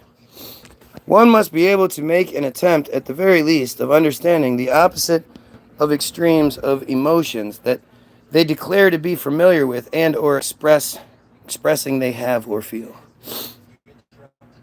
And rebuke is easier if you have God. And rebuke is easier if you have God. What the fuck does that even mean? And rebuke is easier if you have God. Too bad spelling isn't. Too bad grammar and punctuation and shit isn't, huh? Semitic refers to the family of languages already in a man like, again, why would anyone believe you? You've already been caught lying, and you present yourself as a fake person to begin with. There's nothing you can say. It's right here. Semitism. Right? Semitism. This is what Semitism believes. You cannot like it all you want, but Semitism is policy or predisposition favorable to Jews. That's it. It's very specific. And it's not like it's a common sort of word, or it's a, again, there are other variations of it for other people. Nope. Nobody else has a specific word that is their supremacy, means their supremacy, and everybody fights for it. Fuck yeah. You can't be anti-Semitism. Nope, don't be anti-Semitism. Know your place.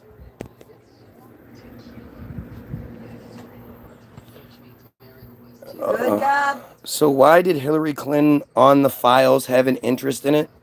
Answer the question. Answer why Hillary Clinton brought Gilgamesh up in the file. Why the fuck would I give a shit? I'm sorry, you want to fall for that shit? I didn't even need to watch it to know it was going to be bullshit. It was bullshit. And then the little bits that I did see, the highlights, she did what you thought she was going to do. At one point she said, I thought this was supposed to be about Jeffrey Epstein. That's why I came here. I did not know you were going to ask about personal stuff with me. I don't see the relevance behind anything I had to do with Pizzagate and how Pizzagate could be associated with child trafficking and frazzle drip, and like, it's all fucking stupid. It's all a good show for you to look at. As long as you're not paying attention to Israel, Remember, while that shit's happening, they're gearing up to start attacking Iran. The Iran attack hasn't happened yet by that point. It's all just one connected fucking game to distract you and keep you in this weird ass loop where, because you're a decent person who's, knows well enough to be like, yeah, all that pedophile stuff is awful. And it sort of gives you like that, look, I'm saying the right thing. I'm doing the right thing. And I'm smarter than, because this goes against the narrative. You're being distracted. They're doing everything they can to keep you from paying attention to the genocide. And then the genocide itself is another distraction. Because the last thing they want you to do is start looking into what the fuck I talk about. The last thing they need is a whole bunch of goy asking, hey, tell us about metzitzia. What's that about? Hey, can you guys elaborate on that whole bottom of darkness thing? That's pretty fucked up, right? Soul correction every 2 weeks? Wasn't saying it was in past tense, like this used to happen every 2. They were saying soul correction happens every 2 weeks. If you're watching, like, share, and sub. I forget to say that enough. I'm sorry. I should be saying that more. Control of the masses required by those needing a master. Exactly. This guy is so dumb. I'm just going to keep asking the same questions because I think it matters. Anti-Semitism refers to characters. Look, you're just dumb. I'm not even engaging with that. You're just dumb. They're not different terms. They're related to the same stuff. So what about what Webster's says? The fact that the whole movement is sort of mad at Webster's because they still hold on to the old definition. There's the new working definition of anti-Semitism. That's what they call it. The working definition of anti-Semitism. And that shit includes everything you can imagine. Criticism of Israel, not supporting them being supreme over you in every way. I mean, I just love it. You have to ask yourself. You can go back and you can look at all of my numbers throughout the years, right? And you see somebody that's clearly censored to bejesus. Like, it's not even funny. I have 8 viewers and 8 likes right now. 2,500 subscribers, 8 viewers and 8 likes. Because that's how shit works, right? And yet, in all of this time, I have never had the ADL mad at me. Had the JDL mad at me. Or at least openly, I should say. None of them. They never do anything. They never... And the funniest thing is, they never actually... Like, they've put out some rabbi characters to come through here. But they never actually have somebody that's like, hey, I'm Jewish. And, I've heard your stuff, and, I know you have some concerns, so I'm here to answer whatever questions you have, and I'll do it honestly, and we'll go from there. That's never fucking happened.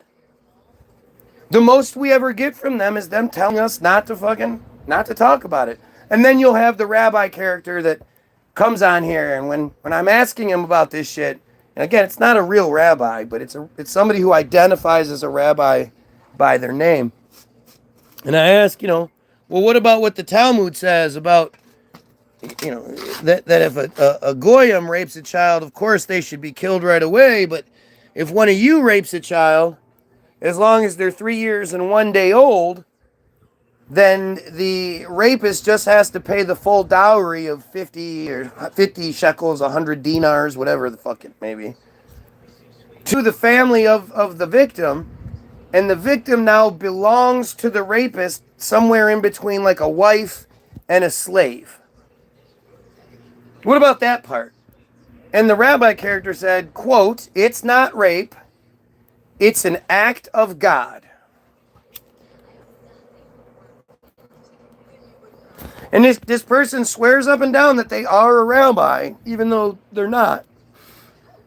And they also love making pedophile jokes and pizza references. You know, like most of you like making pedophile jokes, right? Most of you think pedophile jokes are hilarious, right? You have no right to an opinion on something when the Bible exists. Read it. Read your facts and show respect to Rabbi. God, you're dumb again. You're just dumb. Pull out your dictionary again. Read them. Time to take the minute. Rebuke means a sharp, direct expression of disapproval or criticism aimed at correcting behavior. Yeah, never question what rebuke means. The statement, and rebuke is easier with God, is a pretty dumb thing to say. You're reading the second portion. Yeah, no, I read the whole thing, you dumbass. Number 1A, Semitic character or qualities. Number 1B, characteristic feature of a Semitic language occurring in another language. Number 2, policy or predisposition favorable to Jews. What are you missing here, dumbass? Obviously, this fake profile is a dumb Jew. This is what they do, man.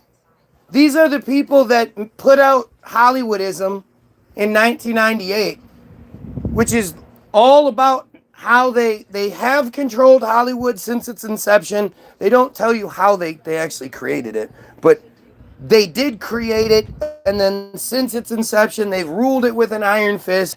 In 1998, they make the documentary about them, and they're bragging, yeah, of course we control Hollywood. You could say that the American dream is the Jewish dream, and all this shit. It's their movie, not a Goyim in sight. Yet if you say, you guys know that Jews control Hollywood, oh, how dare you? They have demonized the greatest of compliments, right? If you say the Jews have all the money, the power, and the control, that's supposed to be some sort of slur.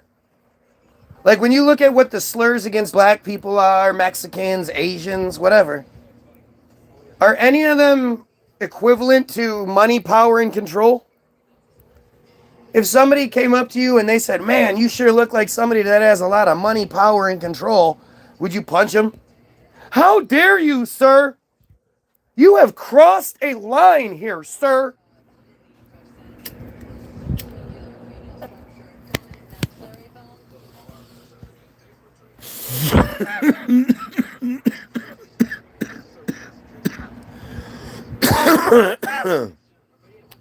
They just want to send you off your train of thought. Of course, it's what they do. Look at the comments, man. Yeah, what about those black Jews? What about them? They're stupid. What does that like?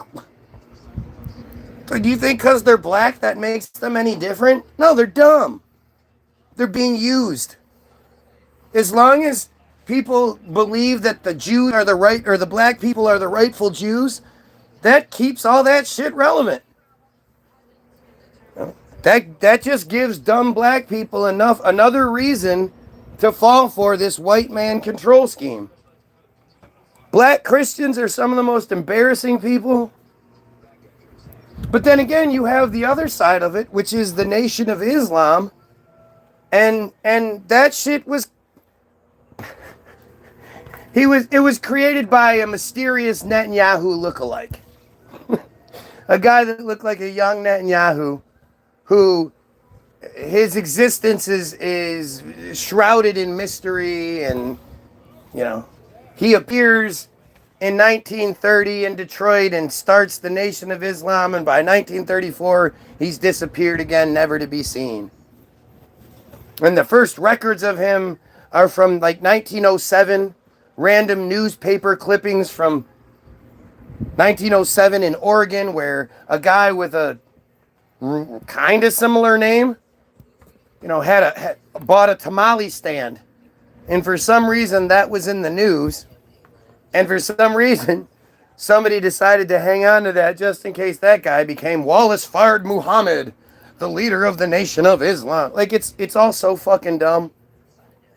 You've been controlled from every fucking side. When you look at the fact that some of the founders of the Nation of Islam, or at least the influencers of the founding of the Nation of Islam, believe that black people were the descendants of the Moabites. Who are the Moabites, you ask? Well, you know your Sodom and, and Gomorrah bullshit narrative where you foolishly say that that's your justification for hating gays because Sodom and Gomorrah? Anybody that goes down that path, you clearly don't know what Sodom and Gomorrah says. And fuck it, I guess we're going to have to do it today too. But basically, an old man in his, 90s plus, his name was Lot, Jew, related to all of the other Jews in the beginning parts of the book, because all of the main characters in the Bible are Jewish, especially in like the Genesis bullshit. Like it's all Jewish fairy tale bullshit, right? So Lot is like sitting outside, like on Sodom and Gomorrah are what? These huge walled-in cities? I don't fucking know. It's when you start talking about biblical, like logistics, town sizes and distances, and it's as fairy tale as the rest of it. It's all just bullshit. So Lot is sitting like on this gate, and these two angels, which Lot doesn't know they're angels, but these two angels, disguised as humans, are on their way to another place, but they gotta, cut through here. And Lot sees them, and he's like, "Hey, random strange men, why don't you come stay at my house for the night?" And they're like, "No, we're good. We got to get to this other place." They're angels. They could fly, but reasons. And Lot's like, no. It's about to get dark, and, I have some unleavened bread. Just come stay at my house. Everything will be all right. And they're like, "Oh, shit, you should have started with unleavened bread, my friend. We're there." Unleavened bread is like, it's like the pancake kind of bread where they just kind of like, they mix up their batter and they put it on the hot plate, and it sort of rises, and it's like the Indians use it a lot, right? And okay, so now it's a lot of times in this story you get the Transformer logo switch, and now the scene is changed, because now they're inside Lot's house, and suddenly all of the men from Sodom and Gomorrah, who are, picture it, Sodom and Gomorrah, 1922. It's not 19, 22. We'll just say 22. 22. Think of what you think that looks like in your head, right? I'm sure you can hear the hammers banging on the anvils and people putting horseshoes on and like dirty stalls and thatch roofs and, I don't know. What do you think fucking 2,000 years ago looked like? You're not thinking of like modern anything. It's not beautiful. Even though you look at those old ruins and, man, it sure looks pretty advanced to me. But they're hanging out, and everybody, all the men in both towns, hitting their hammers and shit, sawing, doing manly stuff. They just sort of drop what they're doing, and they're like, "Holy shit, I am suddenly specifically super duper gay for these two men that somehow I know are at Lot's house." Because remember, it's like dark by now, right? It was almost dark when they went to Lot's house. So it's dark time, and yet all of the men of both towns somehow know these two men are at Lot's house, and they congregate around his house. And they're like, Lot's like, holy shit, what's going on here? Let me go talk to these guys. And they're like, hey, you need to go back in there and send those two men out so we may know them, so they can fuck them. And Lot's like, what are you guys talking about? No, that's terrible. No, these are good men. I just met them and brought them into my house. But hey, they're good men. And the townspeople are like, no, we are going to rape them. Give us those two men. And Lot's like, no, wait, how about this? How about you guys, it's a small town, we all know each other. You guys know I have the two virgin daughters. Timmy and Tommy are betrothed to him.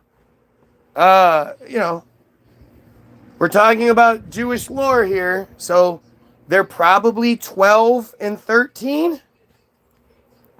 That's about when virginity ended back then, so they had to be younger than 13, 12 and 13, 11 and 13, something like that. I have these two virgin daughters. How about I give them to you? You do whatever you want with them. You just leave these two men alone that just showed up at my house. And thankfully, the rape mob was like, no, we are specifically gay for those two men. It's not like we're out here fucking each other or anything, even though we're all super gay now. And Lot's like, that's unacceptable. I tried to give you my daughters and you went, whatever. So that the mob starts to lunge towards Lot, and a hand reaches out the door and pulls him in, just as the angels make everyone go blind. And they're like, oh, can't find the door I was just reaching for. Oh, I'm blind now. I'm still kind of gay, but now I'm more blind. Oh. And now we get another scene change. Because we don't know what happens. I guess everybody just went home. I don't fucking know. But the angels are like, all right, you got us. Lot, we're angels. And, we were sent here to check it out, to bring about the destruction. God's going to, he loves you. He's going to rain down fire and brimstone from the heavens to level Sodom and Gomorrah, and basically everywhere else, from what I can tell. I'm not really sure about this detail, but this seems like another one of these stories where everybody else is destroyed. I don't know. But the angels are like, no, because you offered your virgin daughters to the rape mob for us, we're going to let you survive. So tomorrow morning, you need to get your ass up and get the fuck out of town. And Lot's like, oh, well, where am I supposed to go? I'm an old man. I can't go very far. I'm all crippled. What do you want me to do? I'm very old. It's hot outside. What do you want to... Hey, there's a town. Couple of clicks. I don't fucking know. Again, details in the Bible as far as distances and all that shit go. It's iffy, but the angels are like, ugh, shit. Oh, okay, I'm not going to do the whole routine today. I've done it too much. But the angels basically get the okay. It's all right. You can go to this town, but you got to go to this town. And you can take your daughters, your wife, and then the two boys, Timmy and Tommy, that the daughters are betrothed to, they can come too. So, again, it's the middle of the night. Everybody's already been to Lot's house, been super gay, then blind. So this has to be at like 3 in the morning or some shit. But Lot goes to Timmy and Tommy's house, and he's like, hey, you guys remember like how you were like weirdly gay for two guys in my house that you shouldn't have even known were there, and then you were blind? And they were like, bro, that was so skibbity.Rizzler, Ohio. And Lot was like, word up. No, they were like, yeah, that was really fucking weird. And Lot's like, I know, it was angels. And they're like, oh, you're so stupid. Shut up, old man. They weren't angels. We were just, you know, blind and gay for a while. That's all. Happens never, but, you know, it's no big deal. So Lot's like, well, fuck you then. Whatever. Okay, fine. You don't believe me? Goes back home the next morning. They wake up, I guess the alarm was late or something, and the angels are like, what are you still doing here? And they're like, what do you mean? You were here in the house with me? No, whatever. The angels are like, all right, let us Godspeed you out of here. And they Godspeed them out to the outskirts of town, where they now make their way, they're to make their way out to the next town over, where they've been promised safe haven. God said he wouldn't destroy that town if they went there. Which is weird, because it doesn't seem like anybody actually lives in the town. But on their way to the place, because again, Lot can barely move, so he's walking really slow. But he's still using Godspeed.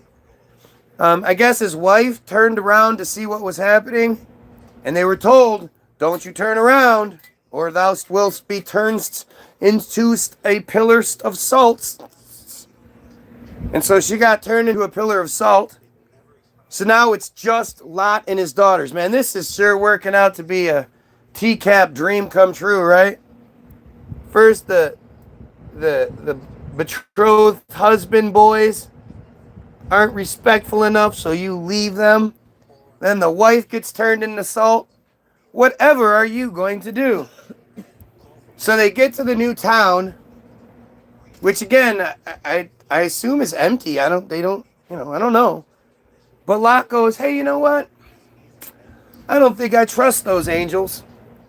I think those angels might have been lying. So it just so happens to work out that there's a cave way up over there at the top of that mountain over there that I already have pre-stocked with food and shelter, you know, nice digs all in there, and a whole shit ton of alcohol just in case, you know, things happen. And so they Mario jumped their boink, boink, boink, boink up their way up a mountain. And now they're in the fucking mountain. Now this is one of those things about the Bible I love asking Christians because they never have an answer, right? At this point, you have Lot's two daughters are in the cave, conniving, coming up with a little scheme. So I always wonder, like, who was there writing down what they said to each other? Were there little naked butt cherubs like Cupid Yee flying around everywhere, writing down individual conversations of important Jews? Like, how do we know what the fuck that they said to each other? But apparently we know that older sister says to younger sister, hey, you remember how our dad is like this really awesome man who was willing to give us to the rape mob in order to protect those two strangers from getting raped? And the younger sister was like, yeah, he really is great. It's too bad he doesn't have any sons to carry on his name. He only has us two dumb daughters. The older sister was like, yeah, well, I got a plan for that. See, what we're going to do is tonight, we're going to get father so drunk that he doesn't remember it. Because if a man remembers, then it's no good. But if he doesn't remember, if he's super drunk, you'd be like, blame it on the alcohol, bro. It's the original fucking, you know, blame it on the alcohol. Rape the girl, blame it on the alcohol. So, I didn't know what I was doing. I was too drunk. I don't even remember it. I swear. But he didn't have to rape them. They were raping him, actually. So they got him so drunk that this 90-plus-year-old man couldn't remember that he had fucking had sex with his... I hate saying that. I hate saying had sex with, because that softens it. But it's hard to say he raped her because the way it's put, they raped him, right? Like, it's just such a fucked up narrative. But she goes into his room, lays with him. The next morning says, sister, I'm pregnant. I know I'm only 13 and I was a virgin, but I know I'm pregnant and it's a boy. Tonight, you do the same thing. And so they did. And again, 90-year-old plus man is so drunk he doesn't know he's fucking his daughters, but he doesn't get whiskey dick at all. Shit works just fine, apparently. Not shooting blanks at 90. Not shooting, just not having a fucking hard on. He to have a hard on to begin with at 90, let alone so pissed drunk that you don't know you're fucking your own daughter and your dick still works. Like there's a lot going on here. You would think if he was that drunk, he would have been hella hungover the next day, right? Yeah, but if there's no other women, he hasn't had sex, so that's a new experience, right? No, his wife just died, turned into a pillar of salt on the way there. And he was old and crippled. He couldn't. The reason why they went to the thing is because he was so crippled he couldn't go very far. Old crippled man. But he you know, the next day, the younger daughter says, older sister, I am also pregnant with a boy. We did it. And the story ends with the one daughter's kid grows up to be the leader of the Ammonites. And the other kid grows up to be the leader of the Moabites. So the leaders of the Nation of Islam, believing that black people come from the inbred fucking offspring of an old Jewish man with his severely compromised old man sperm, while also pissed drunk, combining with his own fucking daughter's eggs, while she's only like 12 or 13. And that makes black people that, you know, become the leaders of the Moabites, which is where black people come from. Can you, if you can't see how that's just one big, it's not a bunch of separate fucked up shit. It's one big orchestrated plan. Yes, you just don't believe me, I'm sure. Let's see. Where is the Galleria? Galleria.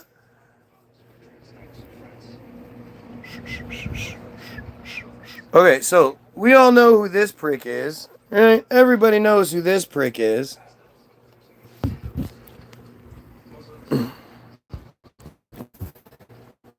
Right? Look at the features. Look at it real close. Okay? God damn it, why are you doing this? Okay? That guy is Wallace Fard Muhammad, the founder of the Nation of Islam, the Black Muslims. That guy sure looks a lot like that guy. That guy even has the same part. Sure looks a lot like that guy. That guy.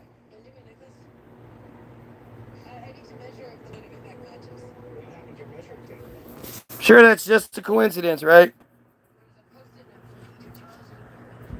Just another one of those strange conspiracy theory coincidences that makes all the sense and totally backs up everything I'm saying, but because I'm saying it, it must be wrong. I will still pray, says some dumbass. Can you imagine being shown that your shit is nonsense and bullshit and all that? And you go, well, I'm still going to believe it. You know, fuck it. I'm like that.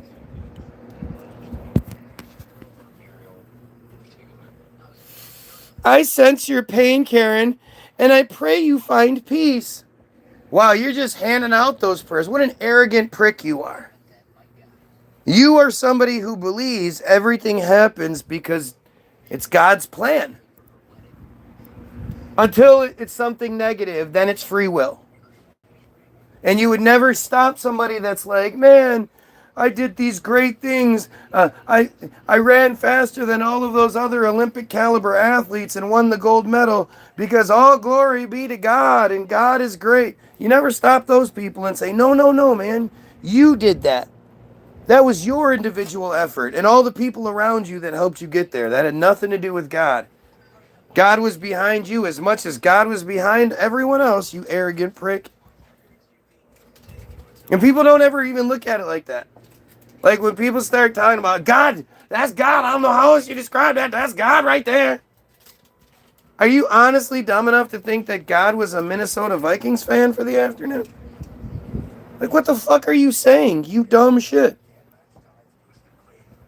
And like I always say, if you honestly believe that prayer works, I can't imagine you're arrogant enough to believe that God answers every single one of your prayers. If that was the case, I'm sure things would be different, right? Whether for you or for the world. If you had that direct line of communication with God and you haven't gotten him to, take out Netanyahu yet, well... Why should you have to ask God for anything? Isn't he all-knowing? Doesn't he already know what you want and need? Doesn't he provide you with what you need? Why are you asking him for anything? See, this is why females, it's like, this is why you're second class. Let's just be honest. All right? Second class citizen, because they just don't have the mental capability, that male masculine capability to be like, what? Yeah, no, I believe that. But that's sort of the point, is you have the audacity to believe that God does know everything. Shouldn't even need to be prayed to. He has a plan for you. Shut up and follow it. Right. But then you're going to be like, I'm special. Even though God doesn't answer prayers, God answers tithing. I can pray to God, and I'm going to pray for you. Yep. I'm going to pray for you. For whatever situation you got yourself into or you're going through or whatever, I'm going to pray that God comes and helps you. What if I've been already praying about it? Are you going to say that your prayers are stronger than mine? And if you honestly believe that works, again, why would you pray for anything other than the clergy stops raping children? Like, let's say God doesn't answer every single one of your prayers. And it's just a shot in the dark. You might, 1 out of every million for all you know. I would personally be devastated to learn that my life got better because God stepped in because some dumbass prayed. And God was like, hey, that's the one prayer I'm going to answer this century. And it happened to be about me and my life got better like that. I would be furious at you. Why did you not use that fucking prayer to ask God to, go appear in front of the Pope and be like, I'm God and you're the Pope, you should do what I say. And the Pope would be like, holy shit. And God would be like, man, I want you to use every power you can to eliminate all of the pedophilia, not just in the church, but in the world. You know what? Fuck that. That's a lot. All I want you to do is eliminate it from the church. We'll go with the rest after. You just focus on your own. Just clean up the church get all the pedophiles. Anybody who's ever been accused of anything, they need to go to prison. Put them in prison. And then be super vocal against not only the genocide, but the synagogue of Satan, who is waging war against everybody. I mean, the Lebanese are a largely Christian population. You're not hearing about it as much because they can't just be like, oh, the Muslim extremists and Lebanon's Muslim it's Hezbollah and they try to do that, but it's Christians. Lebanon's full of Christians.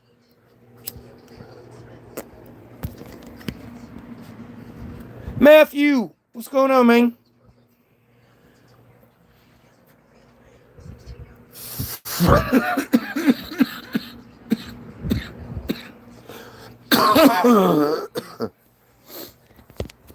No Christians ever do that, though. Christians only pray for fucking selfish shit and dumb shit. But it's also because you know it's not real. I think at the end of the day, if like given the choice, like, all right, you know, tell me, admit you don't believe in God, and I'll give you $1 million. Like truly, I'll hook you up to a lie detector. And if you can either if you can admit that you believe in God or you don't believe in God, or prove without a shadow of a doubt that you do, I'll give you the $1 million. Yeah.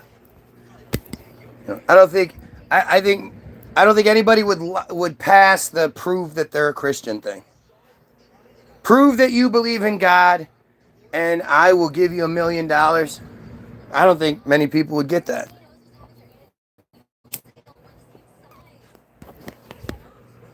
Cuz like no women would be allowed to fucking participate.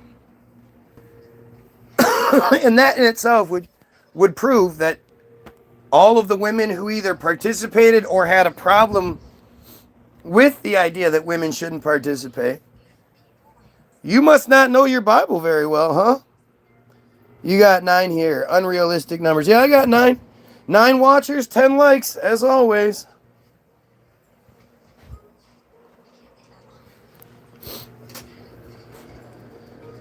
God damn.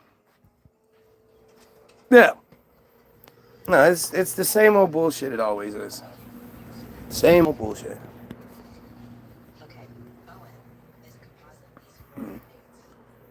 These Christians are just dumb as shit, man. God answered every prayer. See, again, all you're doing right there is talking, is proving what a piece of shit you are. Just what a piece of shit you are. If I had any sort of audience, any sort of, discourse with God, any sort of ability for God to hear what I had to say, it's like if I had one opportunity to be, I could get on the news, or I had a chance to say something to Netanyahu. Am I gonna make fun of his dumbass haircut? No. Oh, look at your hair. Oh, that's all. Thank you.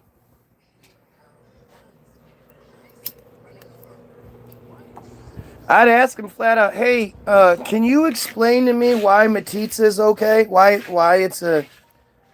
metzitzia should still be tolerated by society as a whole?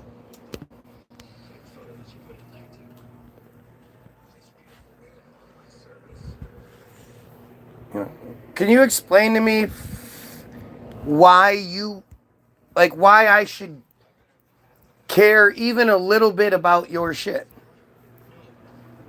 You make all these claims and you're chosen and you have a right. Why? What? Because of what? Because of some biblical bull? Are you saying because of the King James biblical bullshit? Or are you saying because of your own biblical bullshit that the rest of us aren't even supposed to believe or adhere to? It's not for us. So clearly, that's not for us. That's your thing. Why should we believe that?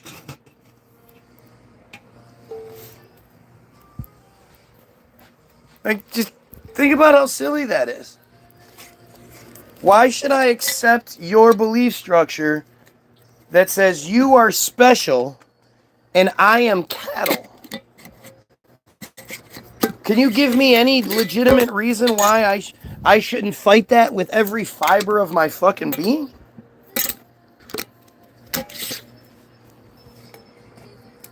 Netanyahu, what are you doing about the Bottom of Darkness article? Haven't really heard any sort of governmental, outcry or solution or,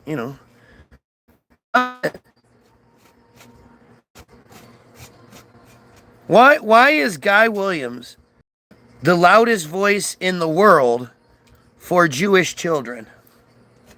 Of all people in the world, It's me demanding for the Jewish children. How fucking crazy is that? Why would that make any sort of sense?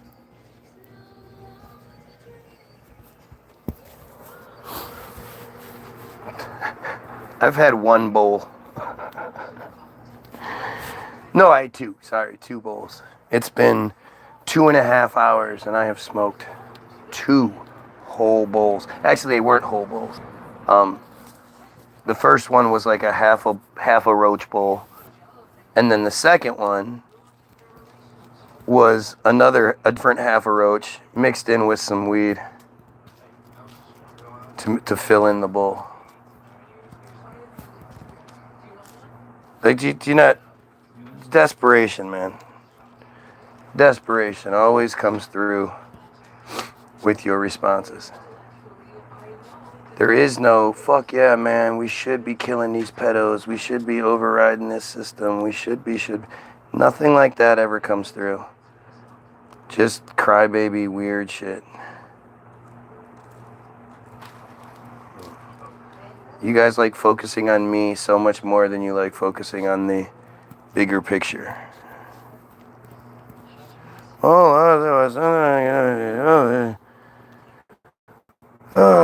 guys brainstorming shit people don't get to see. I'll take a dab with you until right now. Appreciate it. But no, this is, you know, it's like a brain monsoon at this point. You know, it's a brain hurricane. We're no longer stuck in the storming phase. We are a force unlike anything ever seen before. And it's up to us to like realize the full potential of that. And it comes through honesty, it comes through truth, it comes through exposure, it comes through conversation. The more shit we can definitively debunk and prove wrong and shit, the further we go. So everything, whatever you think, whatever ideas, whatever concepts you might be struggling with, you never know, somebody else might be thinking the same thing and just hadn't thought to bring it up or too embarrassed to bring it up or whatever it might be, but you should always say what you're thinking.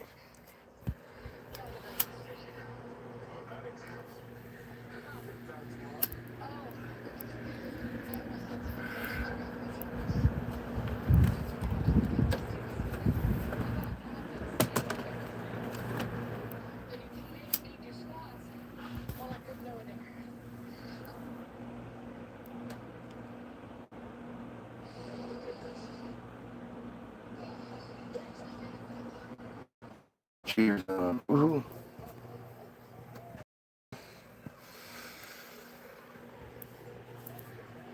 Man. I so badly like, don't you want the world to be better? Don't you want to know that there's not genocide taking place? Don't you want to know that there's not children being raped?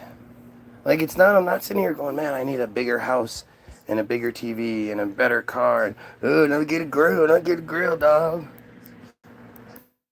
I could have all the money in the world and you guys wouldn't know. You know, there's no need to show off to strangers. That's such a dumb fucking thing. But that's what they tell us. Like, I can't tell you, I like this one dude. Oh, fuck, what's his name?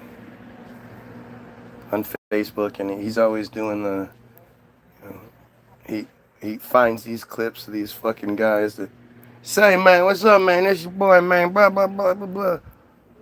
And this dorky white guy's like, so I've got the, hey, man, sup, man, this your boy, blah, blah. Is that correct? But he finds these clips of all these fucking people, and I just... Like, I remember when it was done to me and how obnoxious it was. For us, my generation, pimps were glorified to the moon. Pimps are some of the worst people to ever exist. right? They're the worst elements of our society, right? But it was glorified through rap music, of course. It was the idea of being a pimp was glorified heavily, especially by Snoop Dogg, Snoop Doggy Dogg, and company. And if Snoop hasn't proven to be a company man by now, you're just not paying attention. Snoop literally got away with murder, wrote a fucking song about it. The song became a #1 hit. It was such a good song. It was such a brag that he put it on 2 different albums.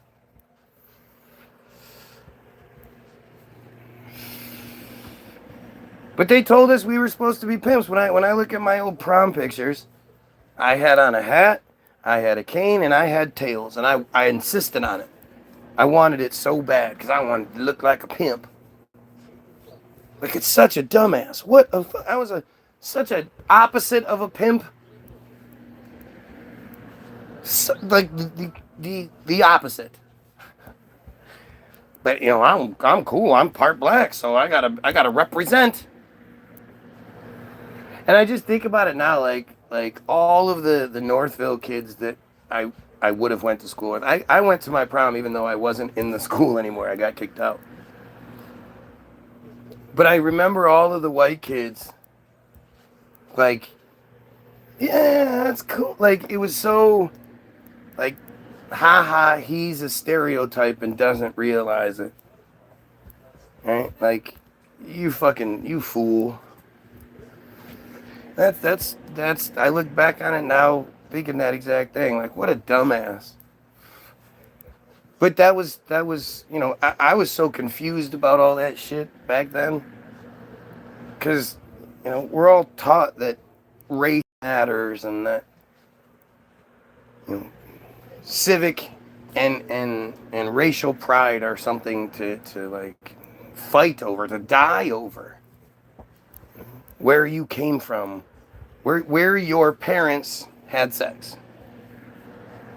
Where these two people that were two different, whatever they were, came together and had sex, that's what you take your pride from. It's like, it's just like, what are you, stupid? Come on. You had nothing to do with that. Save your pride for things that you accomplished. Why don't you write a song or, you know, create some art or something like that, something to actually be proud of. Because if I try talking to you about your parents having sex, your grandparents having sex, you're going to be like, ugh. You're going to act like you don't want your parents to have a healthy sex life. But if you don't want your parents to have a healthy sex life, then you don't want them to have a healthy marriage. You don't want them to like each other. Those things go hand in hand. You better hope your parents are still doing it. And nasty shit, too. Keeping that shit fucking spicy.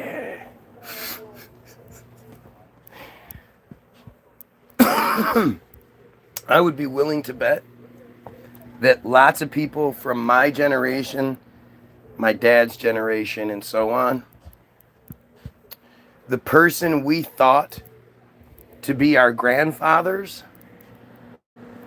there's a good chance they might not be. Before we had DNA tests and all that shit.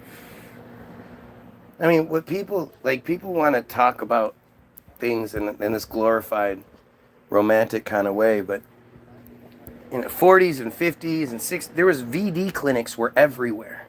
Venereal disease clinics were everywhere. People were fucking like crazy, especially during war times or just before war times or whatever. You know, all these soldiers being drafted, they wanted to fuck. They were getting all kinds of people. And condoms weren't prevalent. People didn't have any real understanding of that shit yet. And so they had this portable queen-size bed that they called a car that they would drive up to make out point. What do you think? They just kissed for hours? No, they were fucking like crazy. Your grandmother got the fuck around. And there's nothing wrong with it. Nothing. Nothing wrong with it. Women being promiscuous, there's nothing wrong with that shit. I'd love to make a big sex is virtuous and all that other shit, but it's a lot better when you care about the person, for sure. But I think we make a bigger deal out of it than we should. Yep, and the clap killed that. Well, no, it didn't. No, it didn't. It just, again, it's just shit that like again, it's a bunch of people in a time where, they're either glad to be alive because they survived a war. To remember, propaganda was so huge. People really didn't have any sort of concepts of reality like we do now, and they were either going to get shipped off, and they were like all of that shit, and they were just versions. Like, it's always been that way. It's just how the narrative is told to us. And so it never really stopped. It just, things changed. Condoms became more prevalent. Treatment became more readily available. And but people just,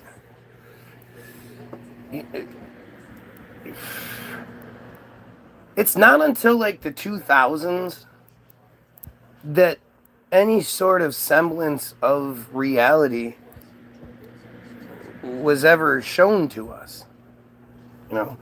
It wasn't until we could document and report on things individually, and then it's connected through these social media networks, that we actually had our first real glimpses of truth, because everything that anybody had ever seen, like, it's so hard to think about this, but outside of the things that your grandparents experienced, every single thing they ever saw, learned, whatever, these were all manufactured pieces of the conspiracy. They only got one side of the coin, and they were very well programmed that the other side of the coin was like communist and treason, and you had to be this, and they all were. They just were. Like, it's crazy. Pre-antibiotics, the clap killed untreated, and they still took a chance.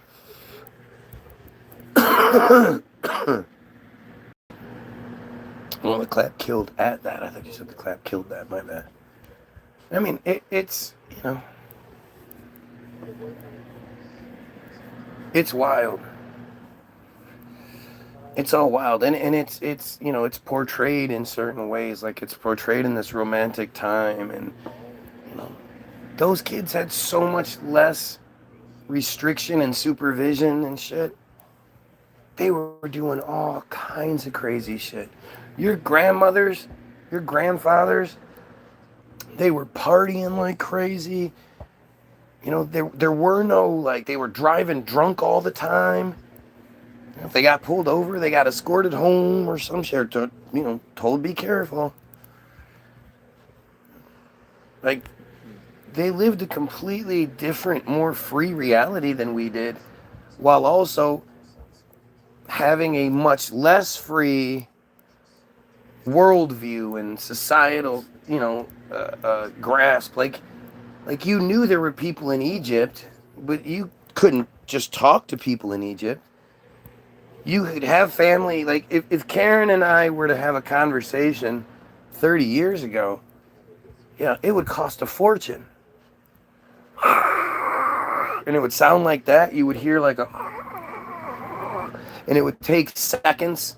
I'd say something, and then I'd have to stop, and I'd have to wait, and then Karen would hear it, and then she would respond, and and conversations were a lot more difficult. And it's only because they completely, like, used us. They abused us. while they could take us for everything they could with long distance and shit, they did. Until they just couldn't keep up that ruse anymore, and cell phones sort of took it away.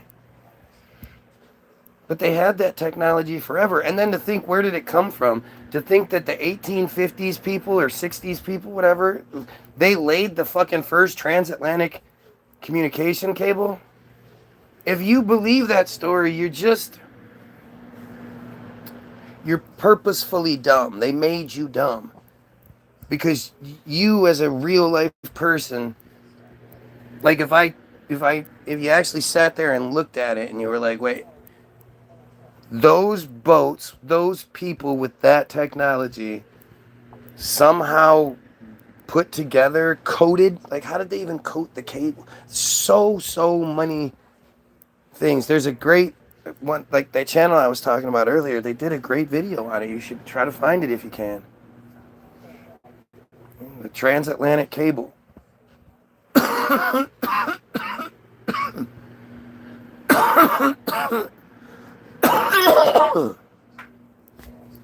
Anyway, they've clearly shut my shit down today. 3 viewers, 10 likes. Lots of fun. Let's go check out all the receipts in the description. www.thou-bilderberg, bilderberg-group.com. Go get your free download, free music. You click download, it asks you how much you want to pay. You click 0 and it's free, or you fucking throw a couple bucks in there. We appreciate it any way you do it. All we ask is that you share it with someone. We'll give you a new song every week through 2016, or 26, I mean. That's the goal. We've accomplished it so far, so hopefully we can keep it going. Second link is the link to Hollywood is the most important film ever made. Ever made. Go watch it. Most important film ever made. It's their flex. It's their brag. It's them telling you they control the narrative. And, you know, essentially the American dream is the Jewish dream. Third link is Hollywood, or is Israel Hayom, Bottom of Darkness. Most important article ever written. It explains to you why they think the way they do. Why they can be like, I don't care if your house was bombed. I live there now. It's not free. $3.8 billion a year. We pay for that. We earned that. We're entitled to that. The Bottom of Darkness explains that. If you were raped from 3 years in one day to 12 years in one day, and told that it was, you know, significant, it was chosen by God, you were chosen by God, blah blah blah blah blah. You would, you know, somebody else, oh, their house is bombed. Were you raped from 3 to 12? No. So shut up. Right? That's how they think. You can see it. That makes sense. It's fucked up, but it makes sense. And then there's lots of other receipts. Act.il, Team Jorge, Havara Agreement. My buddy looked up the Havara Agreement the other day and was like, holy shit. Like it was a life changer for him. Go check it out. Auto emancipation. It's amazing. It's all there. It's all the receipts are there. And then there's some links to the Facebook page, of course. Go like, share, and sub the Facebook page. Like, share, and sub here. Have yourself a great day. And you pedophiles, well, you kill yourself. Wait. Okay.